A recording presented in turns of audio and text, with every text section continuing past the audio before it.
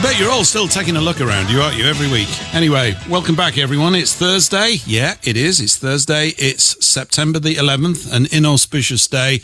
This is Paul English Live, show 104. Welcome to the show.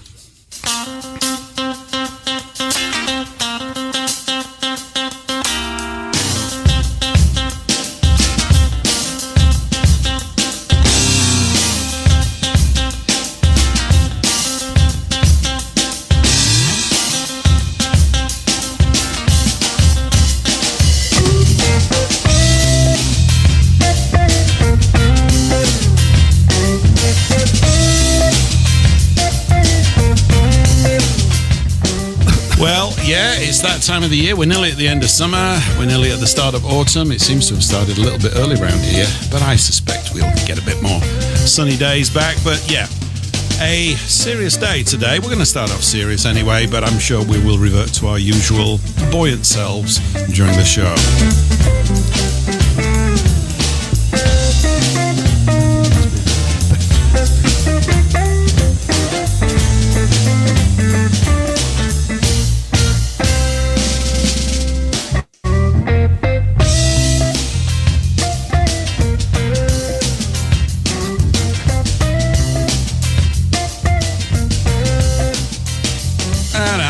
Welcome back. Hope you've had a cracking week. It's been a bit rough, hasn't it, in world news over the last day or so for all sorts of reasons. Some quite serious things, obviously the Charlie Kirk situation.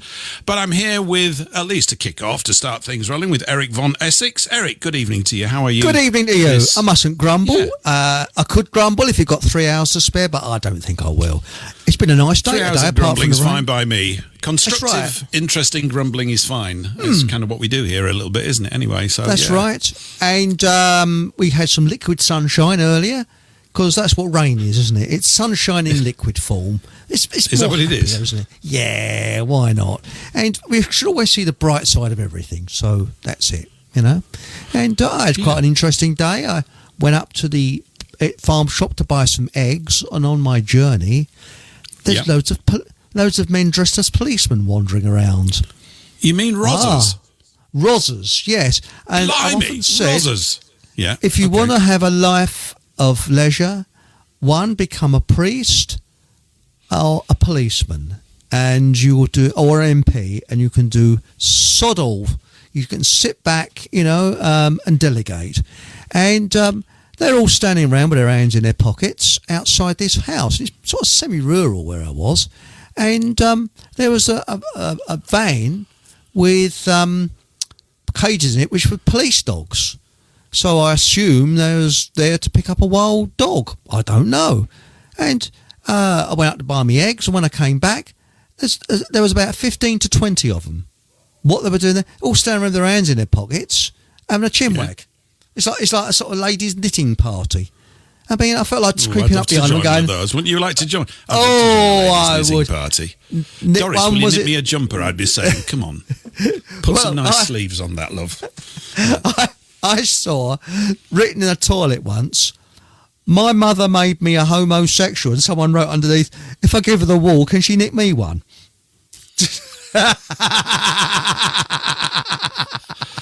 Well, ladies and gentlemen, that might be a new world record. We're 4 minutes and 42 seconds into the show, and we brought the word toilet in. That's under 5 minutes. That's pretty impressive, Eric. I'm quite impressed. Maybe they were training the dogs for the police equivalent of Crufts. Do they have a sort of police dog show or something? What do you think? All doing little tricks and things like that. I know my neighbour who's taking his dog for a walk, and the head of the drugs squad was taking his dog for a walk, and he arrested my neighbour because he said, excuse me, I think I found out from my dog that your dog has about 300 pounds of cocaine rammed up his backside. Sorry, it's a terrible joke, isn't it? It's lovely though. It's always good to start off with a nice dog cocaine up your bottom joke. I think it's always a good way to start things. Isn't it? Oh, by the way, Nathan is a very, very naughty boy. Which one? I have two, because of you, I now have two Nathans in my life. We have Nathan Allenby and Nathan Lucius. Which one are you referring to? I'm confused. Nathan There's Lucius. a surfeit of Nathans. Yeah. All right. Lucius, who's on the show tonight, or due to be, he's 5 minutes late, and I said he needs note from his parents. So he said, sorry about that. Hey, he's that's 5 a minutes nice late. surprise. Is he Yes. really? I mean, I'm glad that he's rocking up. This is really cool. Yes. I just remember the chat that we had the other day that you said he hurled his mobile phone at the wall or something, was mobile phoneless, and therefore because I'd not been able to get through to him or anything, I just assumed he wasn't sort of all geared up to do anything tonight. But this is cool. This is not a problem. Yes. This is good. Yeah. So, great. no, I've been in What a contact. pleasant He said, surprise. yes, his phone apparently is still working. So I've sent him the link to the studio, so it all should be well. What could possibly go wrong?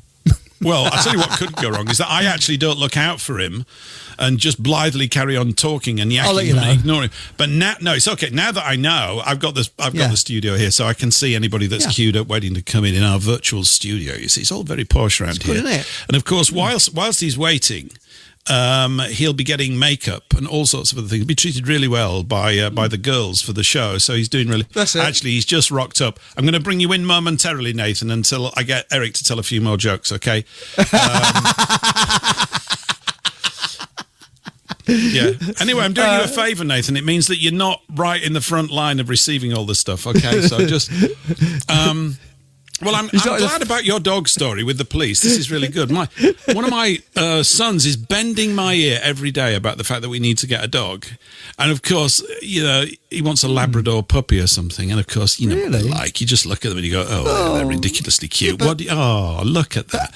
But how do you cook them? All I do is I just look at it and just go, poo. That's basically all I've got coming up in my future is the arrival of poo. And I just, you know, frankly, I've done my poo duties in life, and I think I've done my fair stint. And I don't want to be doing any more stuff with dogs' bottoms or anything like that. It's just, it's too much. I'm set in my ways, and frankly, I reject it, you know. Remember the old Chinese saying, a dog is not just for Christmas. With care, there can be enough left over for sandwiches in the new year. Sorry. Yeah, yum. Number 44, wasn't it? On Yes, Hong that's right, Tao's yes. menu or something like that. When I last saw that, said that, people got really irate about it. Oh, I've got a lovely dog. How dare you say that? I'm joking. Do they really think I'd eat a dog? Well, I couldn't eat a whole one. I mean, you know what I mean? I know, and they're all fluffy and everything. They're difficult, right, aren't yes. they? Yeah, I know. It's a sensitive spot with some people. They're very, very, and it's good in a way. I think, you know, the fact that people have a caring heart for dogs and pets, it's fine. I'm okay with all of that kind of stuff, but I'm just not one of them. It's not that I'm nasty to those things. I'm not. I quite like them. It's just that, you know, I want to read and do. I've got a full day, and I don't really. And I go walking. I mean, I'm told, if you get a dog, Dad, you know, I'll go walking more. But I walk plenty as it is. And you know, if I go walking, I like to think I could just see the dog charging off somewhere all over the place. You know, did you ever see that video? I've just reminded me of something at Richmond Park with the guy with his dog. Do you ever see that? I forgot. No. Oh, I'm going to have to get it for a future show, but then I'm going to have to go video because you've got to see it. He's walking. There's a guy sort of like, this is maybe 10, 15 years ago, this video shot, and he's got a flat cap on, one of those green sort of country jackets and his boots. But he's in Richmond Park, which is really just almost in the heart of London, really, but it's a fantastic park. And they have a lot of wild deer running around there. Yeah. Right? And what's the name of his dog? Oh, I can't remember because it's funny. Anyway, he's got this dog, obviously, that's got a name, and he starts shouting. It's not Rex, it's something a bit more interesting. And he starts shouting at the dog, and all of a sudden, from the right-hand side of the screen, you see these deer. And when I say these, I mean 50 or 60 of them going absolutely full tilt across this field, right? And he's shouting like mad. He's going apoplectic. He's going red as he's shouting at his dog. And then the dog comes following up, going even faster, trying to hunt them down, causing absolute mayhem on Richmond Park. It's hilarious. Yeah, it's one of the great videos. I thought it's sort of like 40 million hits or something. It's brilliant if you haven't seen it. I'll have to see that, Deers on Richmond Park. It's a cracker. Yeah, it's very funny. Yeah. The dog has basically obviously been very behaved all its life, but it's just got in front of some deer and all the instincts all kicked in one swift go. Well, that's the trouble. Dogs I like that, aren't they? They're not worried about showing their true affections in public, are they? Or what they want to do. They just do it, don't they? Whatever they want to do. They do, yeah. They're quite. Yeah. They're not bashful, are they? They're quite forthright and sort of direct. They don't have. Yeah, they are. No. They're quite sort of like that. Well, I'm glad you had your thing with the police. I think I mentioned to you the other day as well. I've recovered today. Yesterday. Now, what was it yesterday? Yesterday was Wednesday, wasn't it? But yes. But this is not to do with the loss of Charlie Kirk. I had something else going on yesterday. I went up to... What did I do? Oh, yeah, I went up to see a good friend in London on Tuesday. Cricklewood. You remember the goodies? Goodies. Oh, yes. Goody, dum, yum, yum. Goody, yum. And for listeners in the United States of America, The Goodies was a comedy show on British TV in the 1970s with these three guys. I can't remember the name now. Bill Oddie and Graham Garden and Tim Brooke Taylor. See, I can remember their names. There's only one they all weirdly live together in a flat, which is always weird. And they're always inventing things and doing things, getting up to sort of slightly surreal, zany adventures and stuff like that. And it was quite funny at times. And so Cricklewood is where they were located. And if it was still like that, it'd be great. But it wasn't. It wasn't like that. And all I could think of as I bumped into my pal, who I'd not seen for about 5 years, actually, which was just great to get up there. Had a wonderful day, really, just talking and then realising that I had to go and thinking I'd only been here 10 minutes. You know what it's like. The older you get, the longer you talk, don't you? It's just outrageous, really. But I thought, really, they need to redo it with a series called The Baddies, really, and not The Goodies. It would be more appropriate now, 50 years on since the mid-70s. So... that's right. It was quite. It was great to see him and to walk around and do stuff. But I have to say, the full force of multiculturalism, there it was, writ large, and it's not a pretty sight, really. It's not that people are at each other's throats or anything like that. There's just this general lack of focused aliveness, because I'm looking at this place going, this is sad. It really is. It's sad what's happened. It's a lot of other things. It's organised. It's intentional. It's all these other words that you want to drum up. Yeah, they're true as well. But the end result is just some sort of drab, silly place. And he was, my pal was quite cross about it. And I said, well, maybe you ought to move out, really, because I don't know how you're going to affect the entire infrastructure of the region now. It's a bit late. Yeah. But, we're going past all these fast food shops. None of them were fish and chips. They were all everything under the sun. And I like all that food as well, but that's not the point I'm trying to make. It's not about whether I like these sorts of foods or not. It's just that was becoming the overriding cultural mess, and it's just a mess. It's not a culture at all. It's literally an accommodation of different things, cheek by jowl, and of course it's always presented as being interesting or culturally relevant and all this, that and the other, and it was nothing. That wasn't the impact on me at all. It was it's vibrant. It's vibrant. It's a rich, vibrant, multicultural area, and that's the buzzwords, isn't it? That's what they use. It is.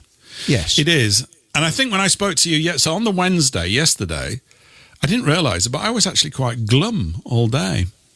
I wasn't glum on the day because I was having a great time really talking to, a guy I used to work with in the 80s. And so it's quite a haul back. And we had a lot to catch up on, and no doubt future calls. And there's loads of other people that we worked with that I'd love to see again. I think I would, actually. I'd love to know what they think about what's going on. I haven't got a clue in many ways. I think most of them have been probably pretty successful, and good luck to them on that.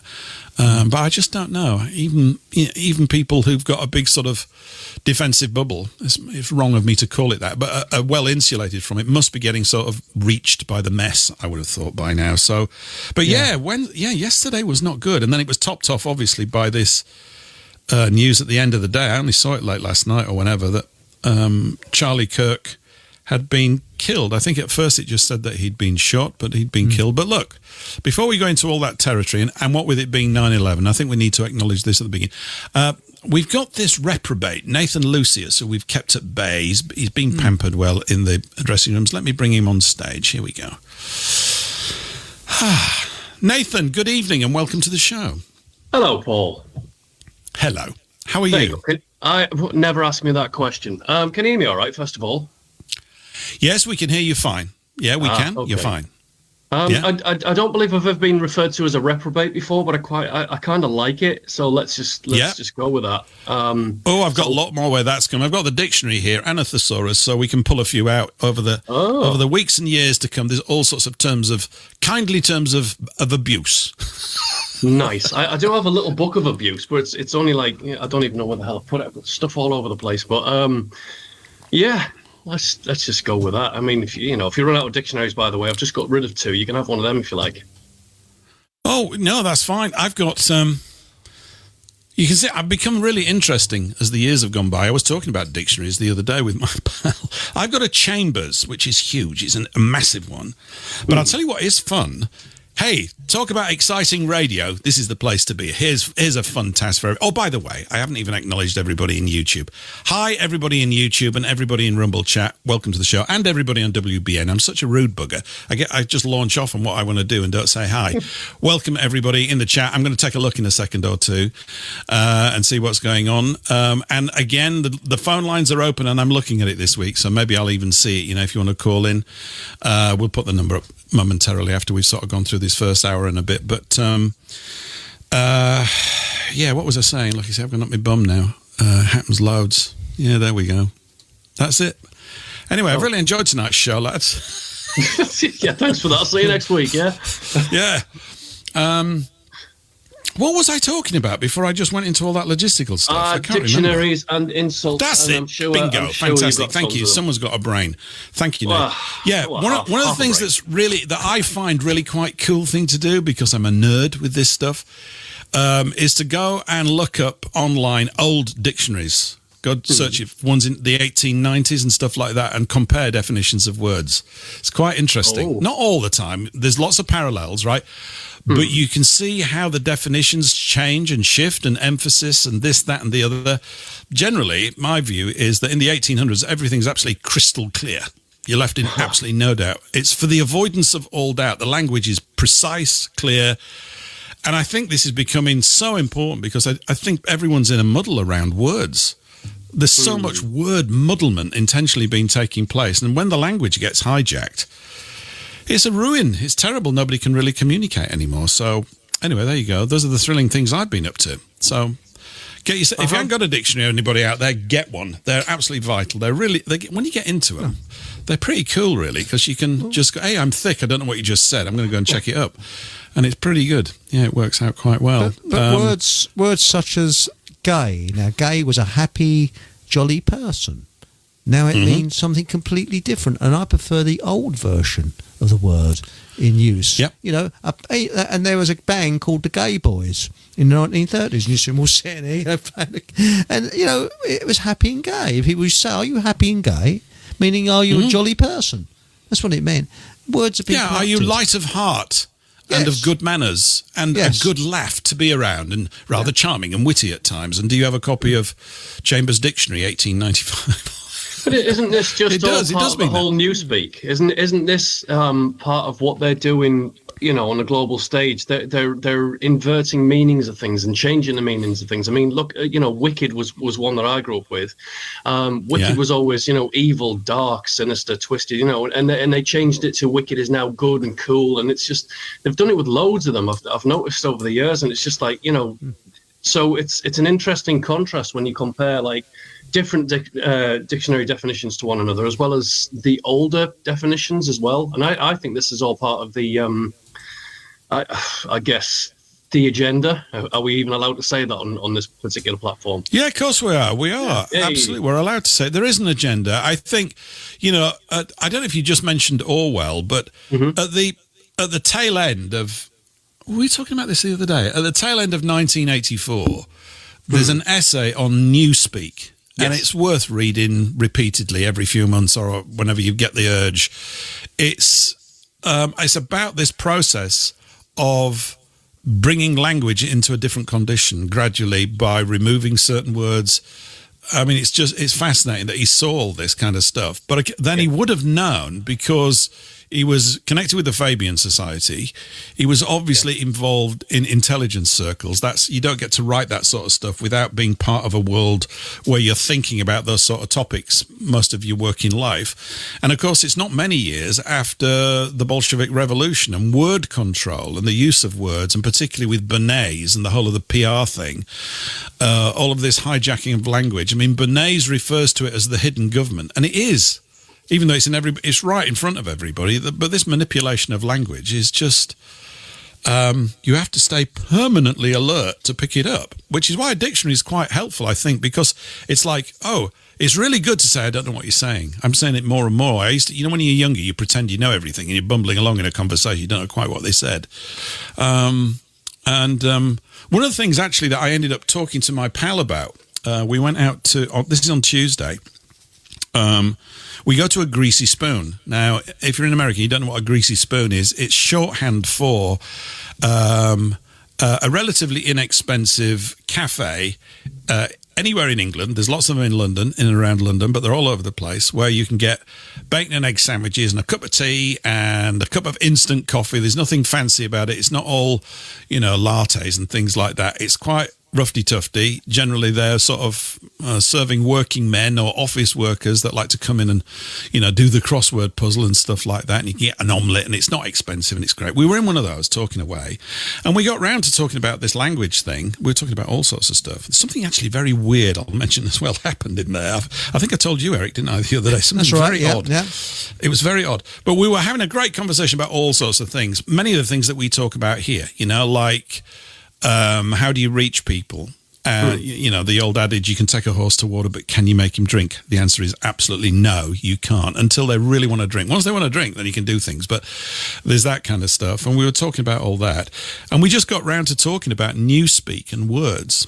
And I might have mentioned this before, actually, because I actually brought it up in conversation, and he referenced something with it. Scientology. You've heard of Scientology. Yeah. Tom Cruise is a Scientologist. Yeah, the religious cult from some other outer space destination.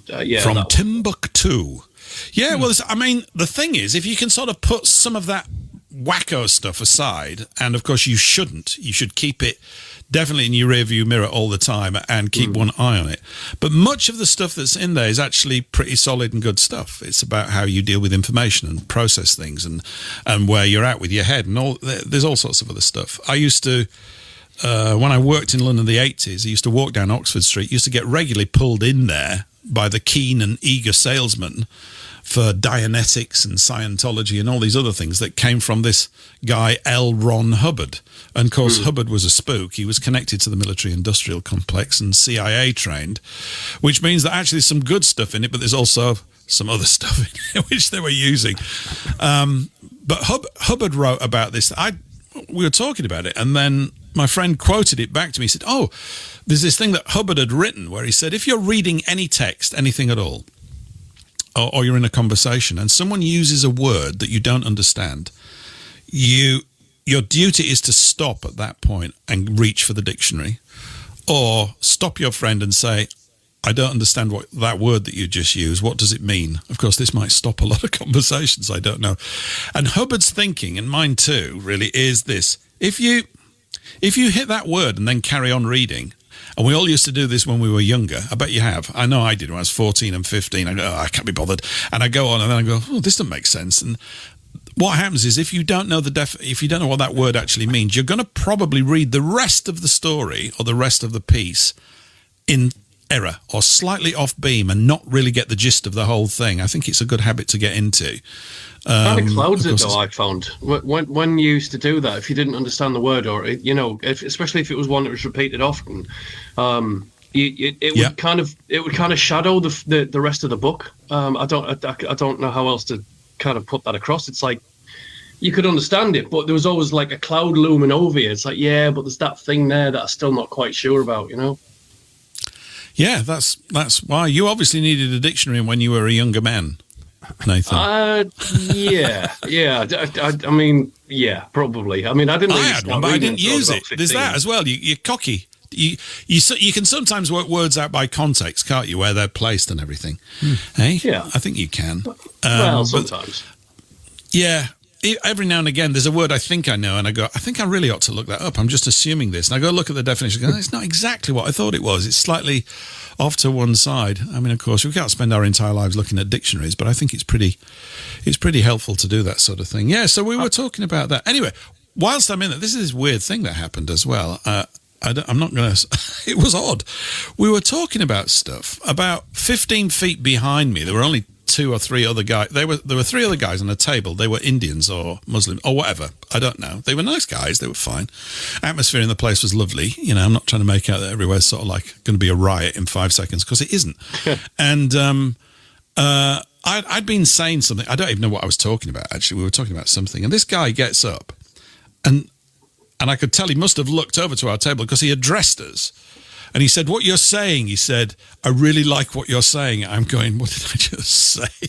He said, I need to go home and tell my children about this. He said, my children need to be learning about these things that you're talking about. This is a great conversation. I've really enjoyed listening to it.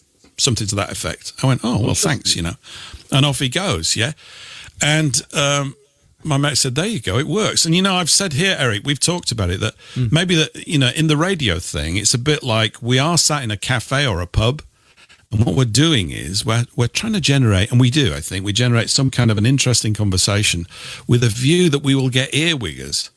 And this guy and his mates were earwigging in. I mean, the fact that they were English was a bit of a disappointment, but I didn't mind. You know, I just thought, well, it does work, you know, so maybe we need to go and spend all our time sitting in greasy spoons, having chats over cups of coffee. What do you think? You know, when you mentioned about the greasy spoons to the Americans, and, you know, I think isn't it the equivalent of a truck stop? Yeah, it's close to it, I guess. Yeah. Yeah, I guess, yeah. Yeah, I guess it is, really. Yeah. I mean, they're open from usually 6 o'clock in the morning, aren't they, most greasy spoons? They close up about 4 or 5 because they're absolutely pooped. And it's just lots of chips and heavily fried burgers, lots of eggs. But some of the stuff's great. I had a cheese omelette and it was lovely. I just thought I'd let you know. Yeah, you're making me hungry now. I'm not eating all day. This is, you know, if I disappear in about 20 minutes and then return in 50 minutes, you know, I've gone for something to eat.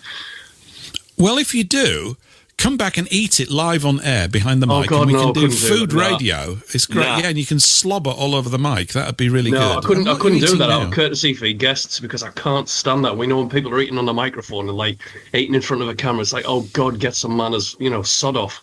There you go.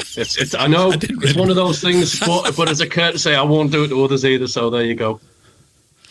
Yeah, I don't know. Are there any sort of food eating? Oh, there must be loads. Of course there are. I've seen them. There are all these eating competitions out there. I've gone to Chicago. I'm going to eat in 5 restaurants. I'm going to eat a steak in every one. And you're just going, why? Why are you doing this? I don't understand why people do it. Oh, I can't eat anymore. I'll take a curry challenge. Yeah, well, that would make sense. You're eating like a pig. What are you doing? I don't get it. It's just weird. It's really weird to me. I don't get it at all. So again, it's one of those things where you look at it and you think, oh, that could be fun, and then you think, yeah, but I can barely eat like a curry and a poppadom and a naan bread without feeling stuffed. But saying that, if anyone wants to challenge me to eat like 3 curries, I mean, I'll consider it. I'll go for that. 3 curries. Oh, wow. Then you'd be known as Nathan 3 Curries, Lucius, wouldn't you? Hey, you'd get a new nickname. That would be quite tame. Do you eat curry, Eric? I'm interested to know. Yes, I like curry. Yes, very nice.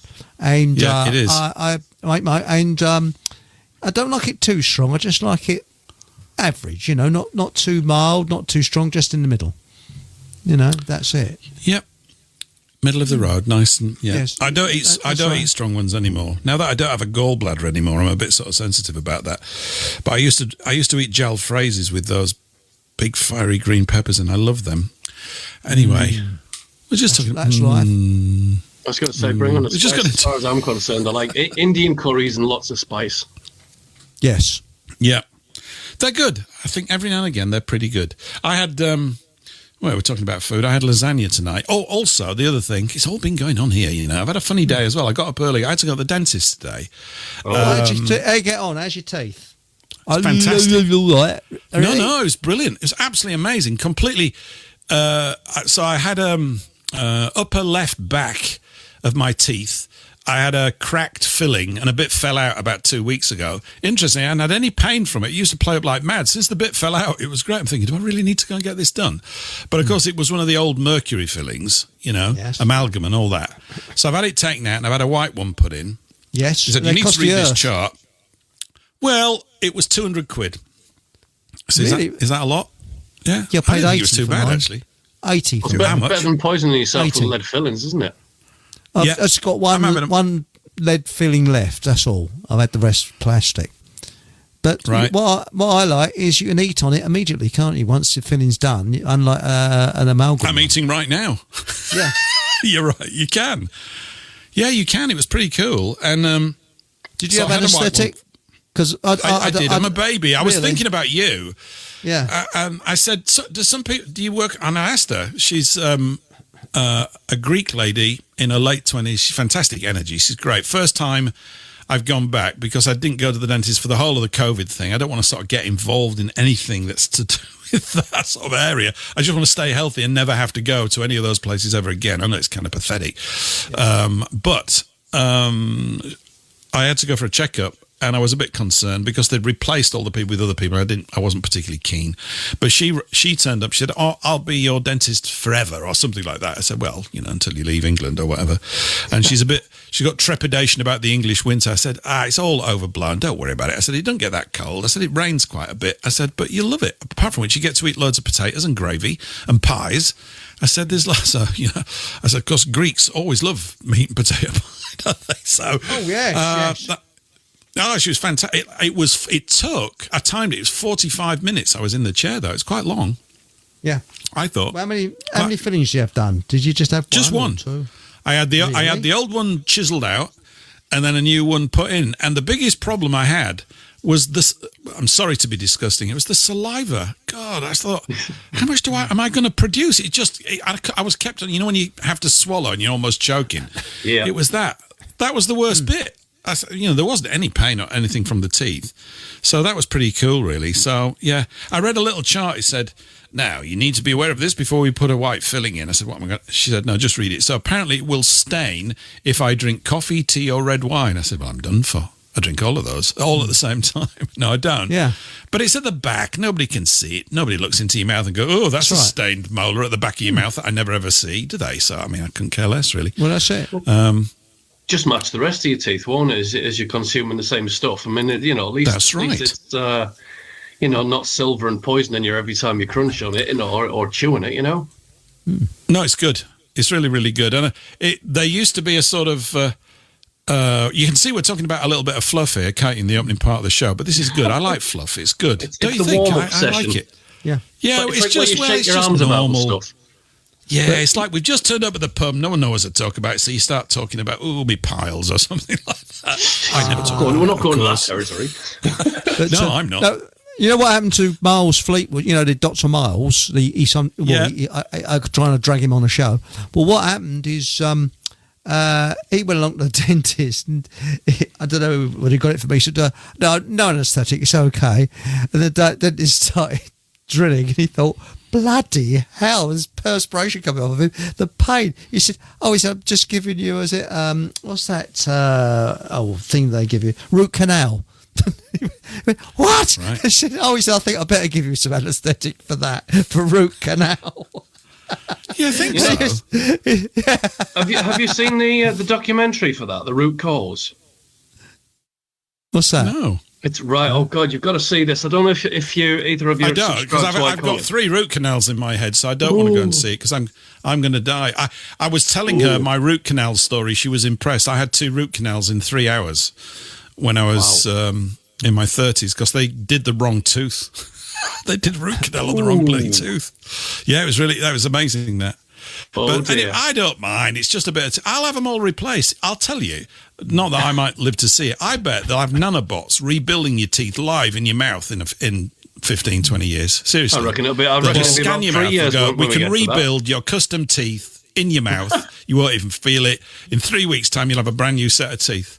Well, my mother had a filling done in, I think it was 1941 during the war. Okay, yeah. During World War II, she had a filling done, and that filling was in her mouth till the day she died. When was she doing that? Yeah, 2007. 66 years. 66 years, yeah. Same filling. Oh, there's a number for you. So she said the dentist certainly knew what he was doing. You know, he said in those days they certainly knew what they were doing, and it never had to be replaced. Now that is maybe they put fillings in now, knowing that they've got to replace, so that they've got repeat business. I hate to be cynical about it. Makes money, doesn't it? So people, it's not something you can really live with long term. So you have to get it sorted out. Do you know? Here's one for you as well. I knew a woman during lockdown, and obviously, it was like early stages of the stand in the park, and she couldn't get a dentist appointment, so she ripped her own tooth out. I'm not joking. I mean, she literally got herself kind of drunk and took a pair of pliers, and it was one of the back teeth, and she ripped her own tooth out. And it's brutal. What's it like afterwards? Is the nerve floating around loose, flopping in your mouth or something? And it's really, I don't even get it. No idea, mate. I just know she did it, and it was kind of a talking point where everyone was like, "Ooh, you did what?" But yeah, I'm not joking. She got a pair of pliers onto it because she couldn't get a dentist appointment because they were all too busy caring about everyone's health that nobody could get to see a health practitioner. So you had to do it yourself. So my granddad. He sounds said like to me, a tough old boat. I'm quite she impressed. She was a bit of a toughie, like.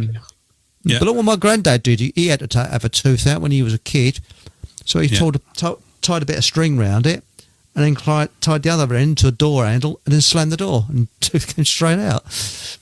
Oh, yeah. So that's what they used to do in his day. So they needed a tooth extracted. They wouldn't go to the dentist because that was expensive. So they just tie a bit of string round. How they tied a bit of string round his tooth, I do not know. And then tied the other end to a door handle and shut the door. So, you remember Sir Francis Chichester, the first guy to go solo around the world in the 60s or whatever. And he was not a spring chicken when he did that, was he? He was in his mid-60s, I think, something like that. Yeah. Well, not that I read it, but my mate read it because he was into boats and things, but I just wasn't really into boats. And apparently, somewhere on the voyage, the boom swung round and hit him in the front teeth and cracked his tooth. Yeah. Knocked it in half, basically. He lost it, right? And it was giving him hell. So what he did was, he did something like that. He got some string, wrapped it around the tooth, wrapped the other end around the boom when he was up to it, and then just pushed the boom like mad away from his face and just yanked it out that way. So, I suppose you've got to do on-the-spot dentistry. This probably explains a lot about all those pirates with their gold teeth and all that kind of stuff. Yeah, tough old lads. Plenty of salt water, I suppose. I'll tell you one improvement, though. Yeah. I've had an improvement because of this particular tooth, because there was the filling was bridging over a gap with the next tooth. So there's a gap has opened up in my teeth, a bit like the San Andreas Fault, and it wasn't very wide. Meat would get stuck in there. And I could get it out, but it was quite difficult with. It's an exciting show, this, isn't it? I didn't realise we were going to really major on dentistry, but I'm getting quite carried away now. Anyway, so I get the floss, to get the meat out, and it was a bit tricky. So she said, look, I don't really want to bridge over. I said, no, don't. Leave a nice big gap, because then it'll be a lot easier for me to get the steak out that gets stuck in there, and it will. And I said, apart from which, if I'm on a long walk, I could keep it up there and have a little bit of a snack, halfway around. It's sort of like a little pouch. That sounds lovely. Pouch. I mean, isn't it lovely? And I had some lasagna tonight before the show with all the beef and stuff. Really good one, actually. And with a big garlic salad. So I absolutely stink, but fortunately there's no one here. But if you could smell things on radio, I'm really like 4 bulbs of garlic right now. It's cool. But I got the most enormous, it's very satisfying, a huge chunk of meat out of my teeth. It's a great chat-up line, by the way. Hey, have you seen what come out of my mouth? That's why men have beards, isn't it? Women don't realise that. That's why men have beards, you see, so they can store bits of food in the beard for later. Yes. See, that was the idea. Right. Yeah. Do we need to make a disclaimer for the audience members? We're sorry for this the way that this conversation's going tonight. It's a bit mad, but I think it's great. It's really good what you just said, Eric, because Roald Dahl wrote this story called The Twits. In fact, we bought a copy for our nephews years ago, And it was when he's 5 or 6 or 7 or something like that. He came up and he said, "Thank you for the twits." That's the way he said it. I just found it really funny at the time. But Mr. Twit has a beard. And there's a drawing in there. Who's the guy that does all the drawings for... he's brilliant, isn't he? Quentin does all the drawings in Dahl's books. They're brilliant drawings. Quentin Blake, that's it. Blake, he does all these doodles. And he draws Mr. Twit and his beard, but it's a sort of cutaway diagram, and there's all this different food that's in there, and pointing all these arrows to it: breakfast, lunch. That's how you survive at sea. Anyway, look, let me run through all the names in the chat. It's absolutely flooded, so I'm going to miss a few. 2 seconds before you do that. I read, I think it was kind of early part of the show, that Roald Dahl was actually working for MI5 or MI6. Oh, yes, I would hope so. He's very tall and handsome, apparently. Yes, he was. I just found that very... it's a curious thing, isn't it? That he's got access to all those young minds with his literature and his fiction. And what a great way to, formulate and manipulate. There you go. I just thought I'd put that in there. There's something strangely compelling about his stories, because they've always got this horrible cruelty in them, which somehow makes it even better as a kid. And there really is a dividing line between the world of the children and these evil adults that are going around, and some of them, of course, are absolutely terrifying, really. He was posted to the United States after the war, I think as an intelligence officer. He was 6'3". I remember seeing a documentary about him, dashingly handsome, married a film actress. You remember that? What's it called now? The Day the Earth Stood Still, with Gort and Michael Rennie. Yes. You know that one? Yes, that one, yes. The classic one.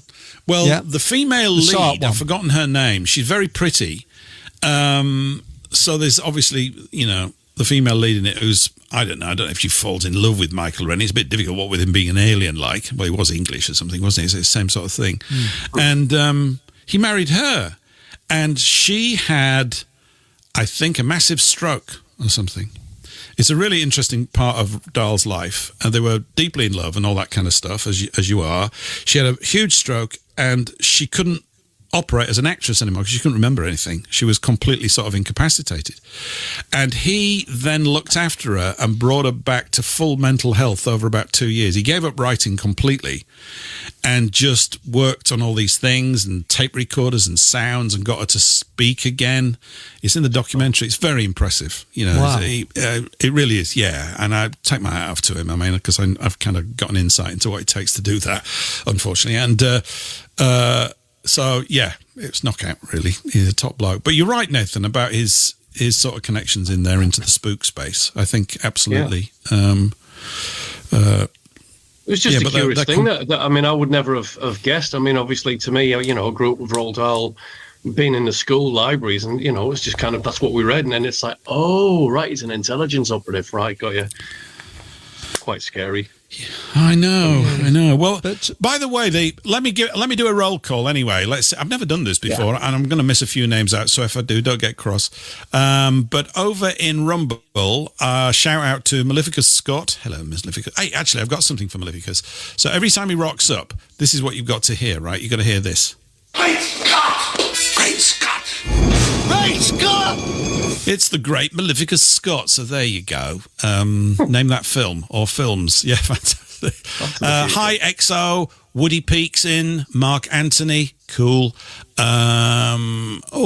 Kingston Whitler. Hello, Kingston Whitler. XO again. He's in. No, these are all the same things. Oh, gosh. I need to actually increase the size of the screen, or I need to get some new eyeballs.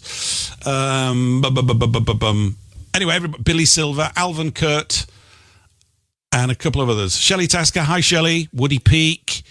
Yeah. Over in YouTube, we've got... I know I've missed a few. Don't get cross with me. I'm not very good at this.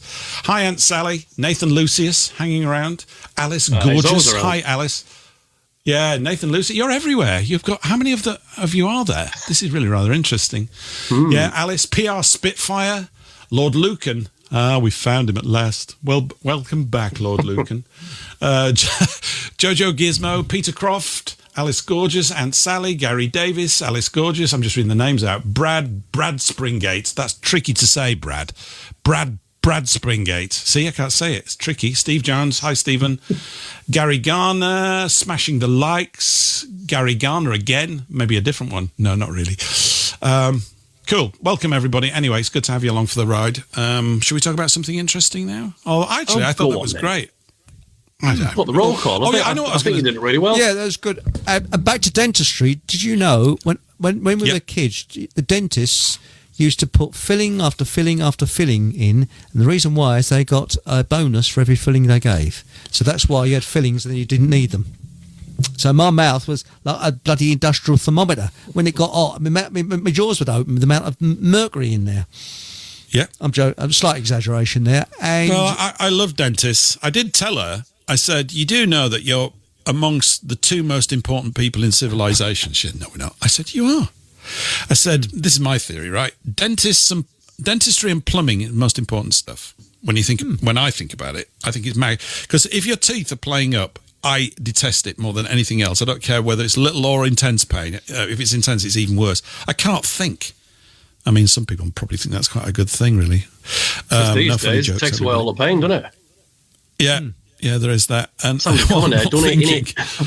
yeah, I can't think now. This is great. I'm really happy. I don't know what's going on. This is bliss. And if there was no plumbing, it's going to be a bit smelly, right? Seriously, it's not good.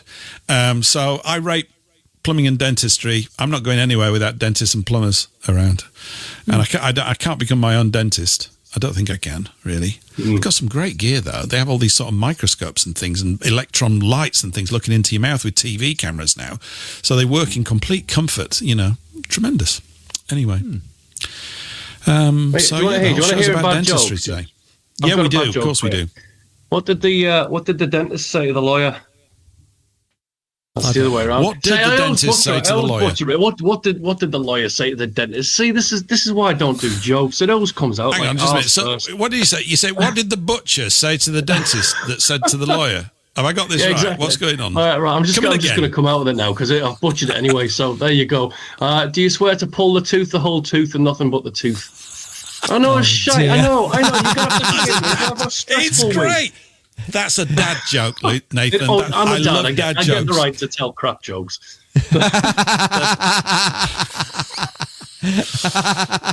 I think crap jokes they're the best, really, aren't they? Because there's tons of them, and nobody really properly fully laughs at them because they're not really Except that for Chris. funny. I mean, I think he's been on the gas though. I think he has been to the dentist and he's nicked the. What is it? Bloody hell! See, there you go. This is my mind. the laughing gas. Laughing gas. Yeah, but what is it? What is it? It's laughing gas. Yeah. What's the term? What do they call it? Cocaine. Oh, I don't know. Yeah. Shelley says, "Hey, listen to this about toothache, right? Well, you see, we struck a nerve here. Sorry. Right. Okay. Well done. I'm just filling in. The crowning achievement. Yeah, absolutely steady. Right. Shelley writes, I would rather give birth than have toothache. Well, why not do both at the same time, Shelley, next time? That'd be great. Yeah, kill two birds with one stone. That'd be great. And Alvin Kurt says, well, hey, I do plumbing. So we've got a plumber in the house. Fantastic, Alvin Kurt. If we've got any dentists in the house, give us a shout out and let us know. I don't think we do, though, right now. We're not the sort of show that would attract dentists, are we, really? Not really. No. But here's another random fact about dentists. They've got the highest suicide rate in all the professions. The dentists are like the highest. That's right. There you go. Yeah. And do you know the second highest suicide rate? Architects. Oh, really? Yeah. Well, I mean, hang on. Out these days. I'm not surprised. No, actually, it's in lunatic asylums. I think the highest is dentists and the second is architects in lunatic asylms. All right. They go out their mind. And working in an architect's office is the nearest to working in a lunatic asylum. Seriously, it can be. They're absolutely mad as a march. Yeah. Patrick's in there lurking around in the middle of Wisconsin. He's written, you want the tooth? You can't handle the tooth. Oh, that's pretty bad. All right. Oh, he's just pretty bad, that is. That. Yeah. Yeah, it's pretty bad. Anyway, what do you think? What do you think? First take the Charlie Kirk thing. What's your thoughts? Right. Okay. Can I? Let's step it up a bit now. Right. Okay. I got a random text from a friend of mine this morning saying, "I can't believe they killed Captain Kirk," and I'm like, "What the hell are you on about? So then I've seen a couple more articles. I'm like, oh, that's what he must have been talking about then, right? Okay. So first of all, who is he? Because apologies if he's a big name or because I haven't got a clue who he is. And secondly, because I've not had time to catch up with any actual news this week. What happened? I mean, so he got shot. I gathered that something to do with a protest. Fill me in on the details, because sorry, that was another dentist pun, wasn't it? Sorry about that. You'll catch on. He's been around for quite a few years, actually. I'm not a follower because I haven't followed him much. I've been aware of him for several years. I don't know how many years he's been around. I've forgotten the name of the organisation, but he's fronted like an organisation to appeal to younger people. He was 31. So he was shot dead yesterday at the age of 31, married with 2 children, a beautiful wife from what you can see from the photographs. And I just find this whole thing sickening. It's irrelevant what you think about his politics. It's just out of order. It's completely out of order, isn't it? And you don't know what to say. You run out of words. And not all the dictionaries in the world are going to find the right words for something like this, because there's something sickening about it on a fundamental level. He basically was almost like had become Trump's emissary, as it were, to the younger generation. And he would go. So American politics, right? Okay, yep. So okay, absolutely. He would be called a right-wing extremist. It's nothing of the sort, but he's a conservative, right, or supporting the Republican thing, and about at least sort of nosing back in the right direction. But he's been, up until recently, from what I can figure out from the things I've scanned today, up until about the last few months, an ardent supporter of Israel's position with everything. And of course, this is not attractive to certain people. I'm one of them. Not that I sort of get fully immersed in all of that kind of stuff, but that's kind of, that's kind of been the reason why I've certainly not followed him. So he's been highly criticised by, people, well, of my age group and other age groups as well for this. But apparently recently he's changed, and I thought it might be worth reading out because it's brief. Nick Griffin has written a really good article on it, which helped me a lot. And shout out to my pal over in Idaho, Lily. She knows who she is. Thank you very much for sending me this earlier on.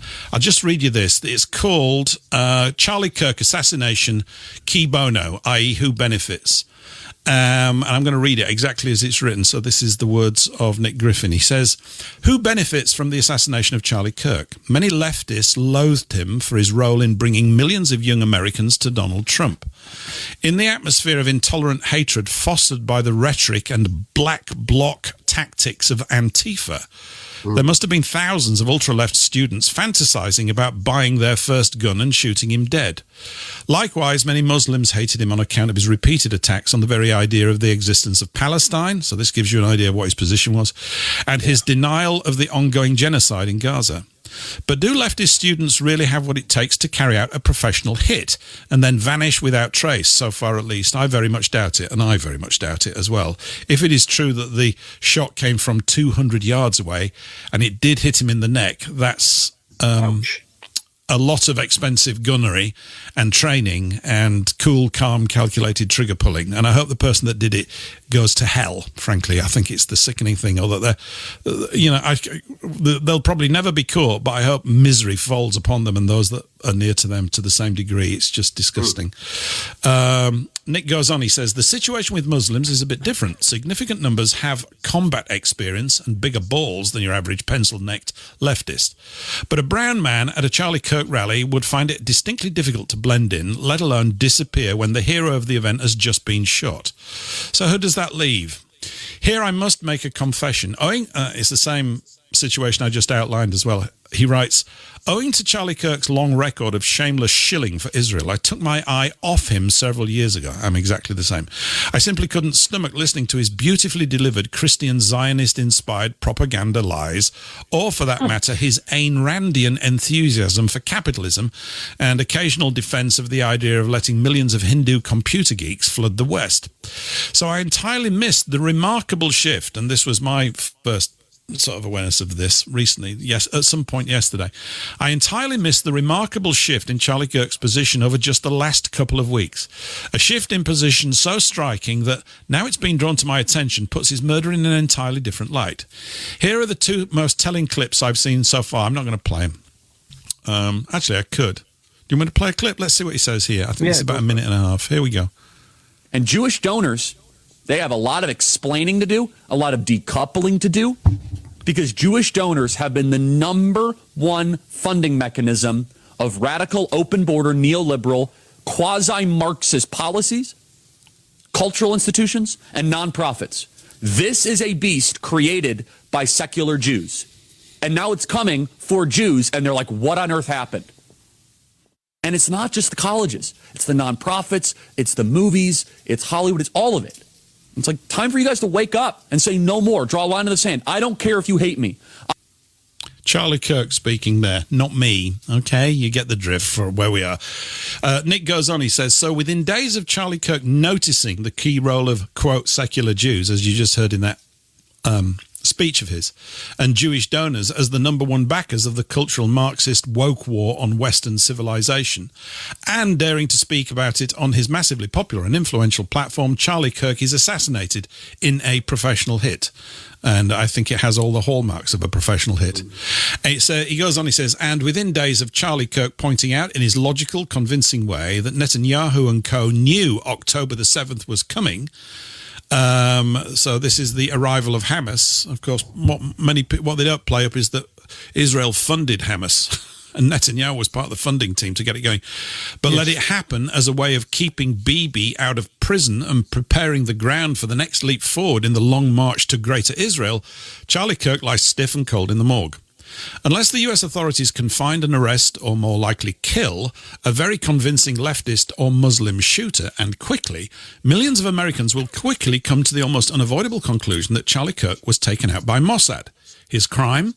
Waking up to the fact that his former idolization of the Israeli terror state and the people who built it was a grave error. Nick Griffin's words, not mine. I'm just reading it.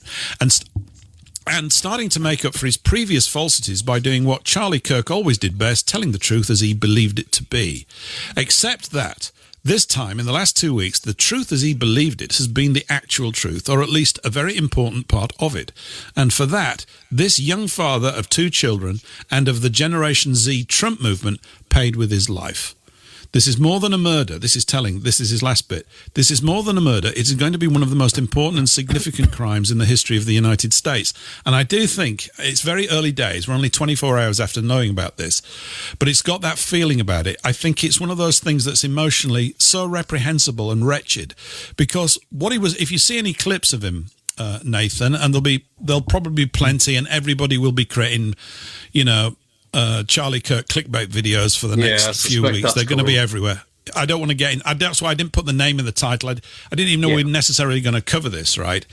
And in fact, the image for today's show was settled on 5 days ago. It's, we've not even really talked about psyops, and I'm not saying that this is a psyop. Yeah, well, I do. I love it as well. It's great. And there is psychological operations going with all of these things. They're not necessarily covert. Sometimes they're in your face, meant to actually demoralize you in a different way. Yep.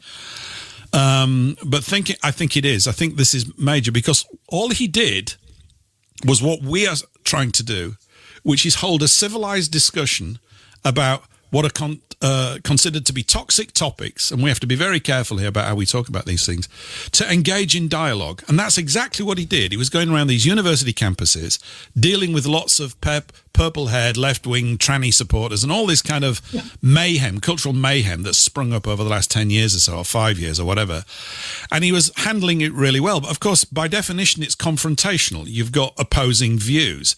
And many of the sort of clickbait things that you will see is him, they'll say, Charlie Kirk takes apart a leftist. It never, when you actually go and watch these things, it never comes across like that. It's actually relatively even-handed, and it's based on factual exchange, but they've always got to big it up in the titles. You get the drift. Yeah. But if we can't, we've said it here before, if you cannot talk, and you can talk out any problem at all, but if one or more parties in a group discussion are not interested in that and are going to revert to violence, which is obviously what occurred here, you're in a condition of war. I don't know, unless you've got a better word in your dictionary. I can't think of one right now, but there may be one. But I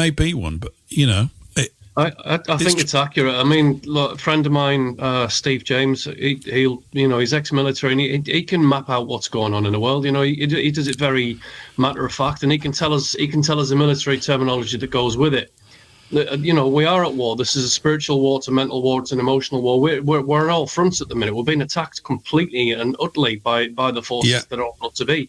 And unfortunately, they seem to be doing a very good job at what they're doing, because people are not doing the work that they need to do. They're not doing the proper research. They're not thinking properly and critically. And I can go into this later. I mean, obviously, I've written about psyops. No, do we'll carry on with this, because we're gonna end up talking about 9/11 as well, because we've now got we are, because it's 24th anniversary today. We're going to have to touch upon this. I want to talk about memory holding things as well, because this is a key part of it. And so now we've got 9/10 and 9/11. So keep your fingers crossed that there's something doesn't happen tomorrow, 9/12. And then we've got 9/13 coming up by the American sort of calendar stuff, which is Tommy Trousers' big doodah, and there's all sorts of repercussions with this. This event has taken up a huge amount of attention. It's diverted away from, is it Qatar that got bombed the other day by Israel? All sorts. There's manic things going on, and it's like anyway, we're at the top of the hour, so it's time for a little tune and all that kind of stuff. One quick point. We're going to play station ID. I'm here with Eric and Nathan. We're going to carry on after the break and carry on with that stuff.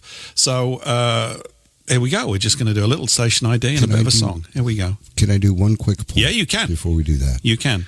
Charlie Kirk's death was reported by Netanyahu 3 minutes after it was declared. How the hell did he know that fast? Did he? It's curious, isn't it? But the fact, hold on to that thought, Paul. Say that again after the break, because I think there's immediately, when you say that, there's another aspect to the reporting on that as well. I think the reporting of that is part of the conditioning. Let's take a quick break. We'll be back in about 4 or 5 minutes. Okay, here we go. 3, 4, 8, 7.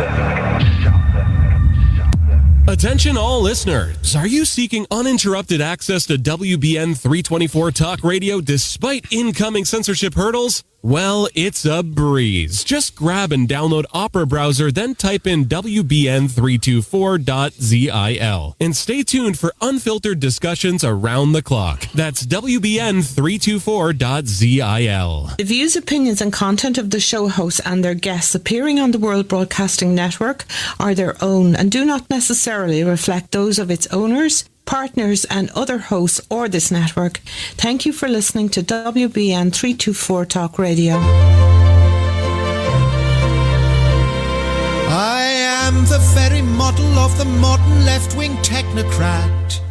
Here is the strategy, the summary, the crux of where we're at. I am replacing the population with an underclass that's oh so cheap to pay. I am importing into the nation gazillions of people in this way. How many I really couldn't say. Cheap to pay. These migrants, they do work for me. They sweep up all the streets for me and run the NHS for me and Amazon deliveries and raise the national GDP while driving low-cost cabs for me. And once it's done, there's not a chance of ever going back.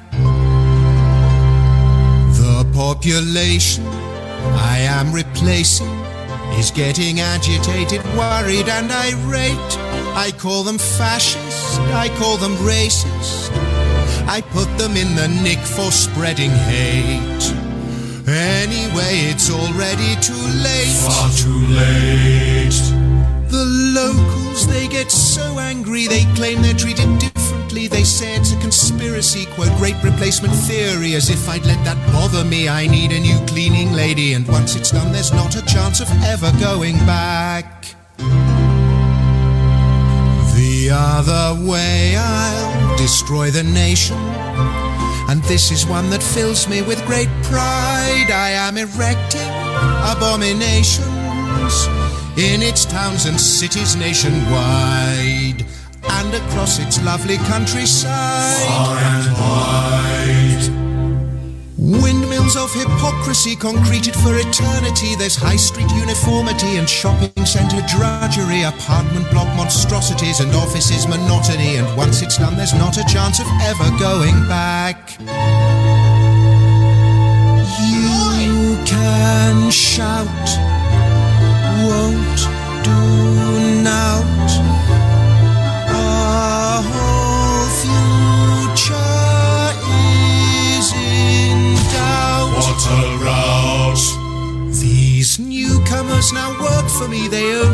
they vote for me, in care homes wipe my ass for me, and have a larger family while you pay rent and tax to me. They help me rewrite history. You'll never own a property. If they rape kids, well, that will be ignored, because diversity is trumping Christianity until there's nothing left of me, and once it's done, there's not a chance of ever going back. Not a blooming chance, not a blooming hope, not a blooming chance of ever going back.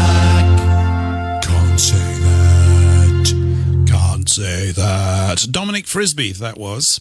Yes. And very well enunciated, wasn't it? Wasn't it crystal clear, the lyrics on that? Yes. Hey? Yes. Yes. Is it very modern gentleman or something, wasn't it? What was that from there? Yes, it's like, I think it's a Gilbert O'Sullivan pastiche, is that, isn't it? I am the very model of a model-making general or something, but it must have been a minor bit from that. But I'm not familiar with Gilbert and Sullivan because I always found it a bit twittery. I never quite liked it. But it's really rather popular, I suppose. Maybe we should start playing loads of it because it's the sort of era of Britishness, and we've all got waxed moustaches and things and stuff like that. Yeah, absolutely. What were we saying? Yeah, just Paul, that thing that you just mentioned. So he announced it.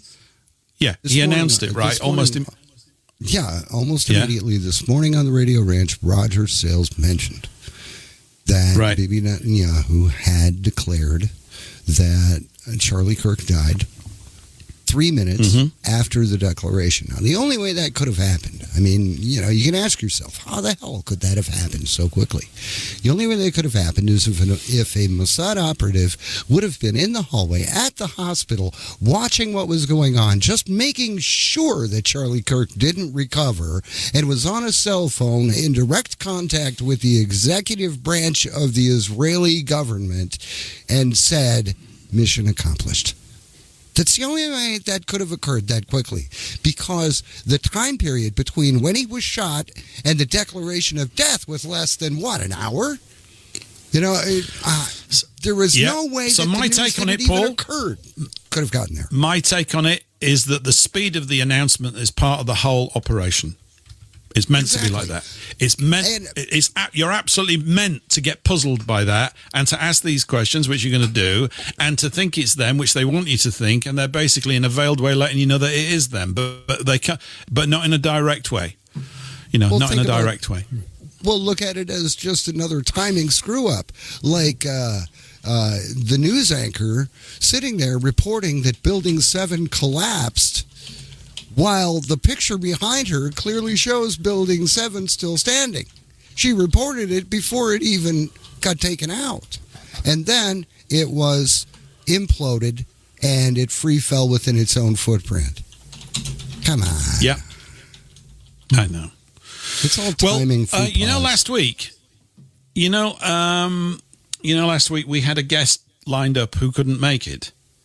Remember, we had Eli James was actually scheduled to be on last week, but he had some very exciting fun, which he can tell us all about. He's actually arrived now in the studio. I'm just going to pop him into the studio, and we're going to bring him on.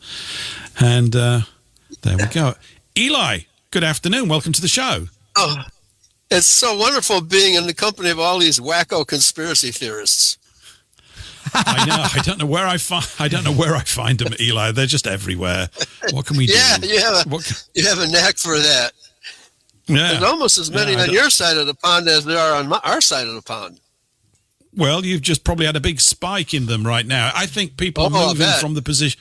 Yeah, they're not conspiracy theories. Yeah. People are moving to our position, I would suggest. I know this is snotty of me to say, but we're conspiracy analysts, aren't we? There you go. There you go. Yeah. I think now it's more like reality theory. Right. Well, I was just getting ready to say, yesterday's conspiracy theory is today's headlines. Yeah, it is. Yeah, you're right there. Okay. It really is. Yeah. Eli, thank you. There was a... Sorry. Everybody let me just thank Eli for showing up, because now it's even. We've got Patrick, Paul, and Eli on the U.S. side. Oh, okay. And we've got 3 on the Britain side. Okay, now it's even. Paul was feeling a bit lonely, Eli. But Eli, tell us, what was the exciting thing that happened last week? Because I didn't want... What happened last week? Because you had some fun, didn't you? Didn't you have some fun last Thursday? Yeah, well, I live on a wide homestead. This property was actually once was a runway for a very wealthy person who owned the homestead, and he would land his personal airplane. But it's now a cornfield, right? And so we were just piling trash up for the burn pile, and the burn pile got really high. So I figured I better burn it now because it was a calm day. Have to be careful when the weather's blustery, right? Because that can set the whole county on fire. So it was a really good day to start a fire. And then the fire started to get out of control. It started burning the grass around the fire. So I had to use a quick thinking, and I dragged a piece of metal around the perimeter of where the grass was starting to burn all around the place, right? So I put the grass fire out that way, and then I forgot about the show. Okay. It's a good one. Damn it. It's a good, it's a really good story. I like that. I like it. It's a good job you didn't have any thermite. Otherwise, you might have melted some buildings. You don't know. It's a good job. We don't want. I wish I knew how to make that stuff. I'd know where to put it. I tell you where to put it, right? Right. But we're peaceful guys here. Oh, we are? We're peaceful guys. Well, yeah, I don't know what it's just two things put together. It's, I was watching a video the other day of some, the other day of some guy, can't talk. Gay guy. He had a laser. Yeah, he built his own laser. Yeah, and he was somewhere in the north, in some woods and everything. He'd be in his sort of mid-20s, a bit geeky, but really very enthusiastic about these lasers that he was building. They were Boris Karloff.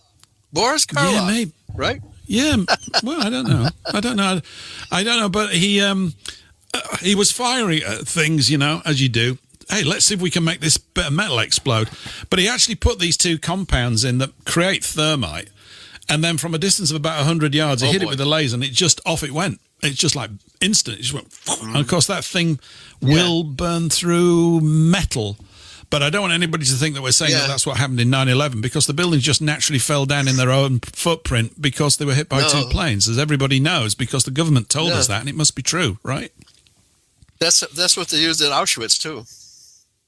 Is that right? What, governments lying to you? How else are you going to kill 6 million in a span of 4 months, right? With thermite. With thermite. There you go. Anyway, don't you find it interesting, Eli, and everybody else here? Here we are, 24 years after that event. 24 years. And it means basically that I've been in this house 24 years, because we'd been in this house 1 month or 2 months before. We moved in the end of July, so we just had August and then 11 days in September, and then that happened. And it's strange. My memory of it is as if it just happened just a couple of years ago all the time. I don't know what it's like for everybody else, but it's just it's still a pivotal moment, isn't it? It's pivotal. Yeah. I was shooting darts at the local pub when the towers fell. Right? Really? No, I was actually working at an apartment complex, replacing a drywall ceiling, and we had the tenant had left his TV on. Oh, actually, no. What happened? One of my workers found out that the towers had been attacked, and so shortly after that, the tenant came home. He turned the TV on, and so we watched one of the towers collapse. And I said, "Oh my God, that's the most beautiful demolition I've ever seen." It was so obviously a demolition. I don't think how anybody could ever think otherwise. Just like that magic bullet that changed direction 4 or 5 times after hitting Kennedy's skull, and then it hit Connolly, and then it hit the driver, and then who knows who else it hit. Okay, so this is what we're supposed to believe.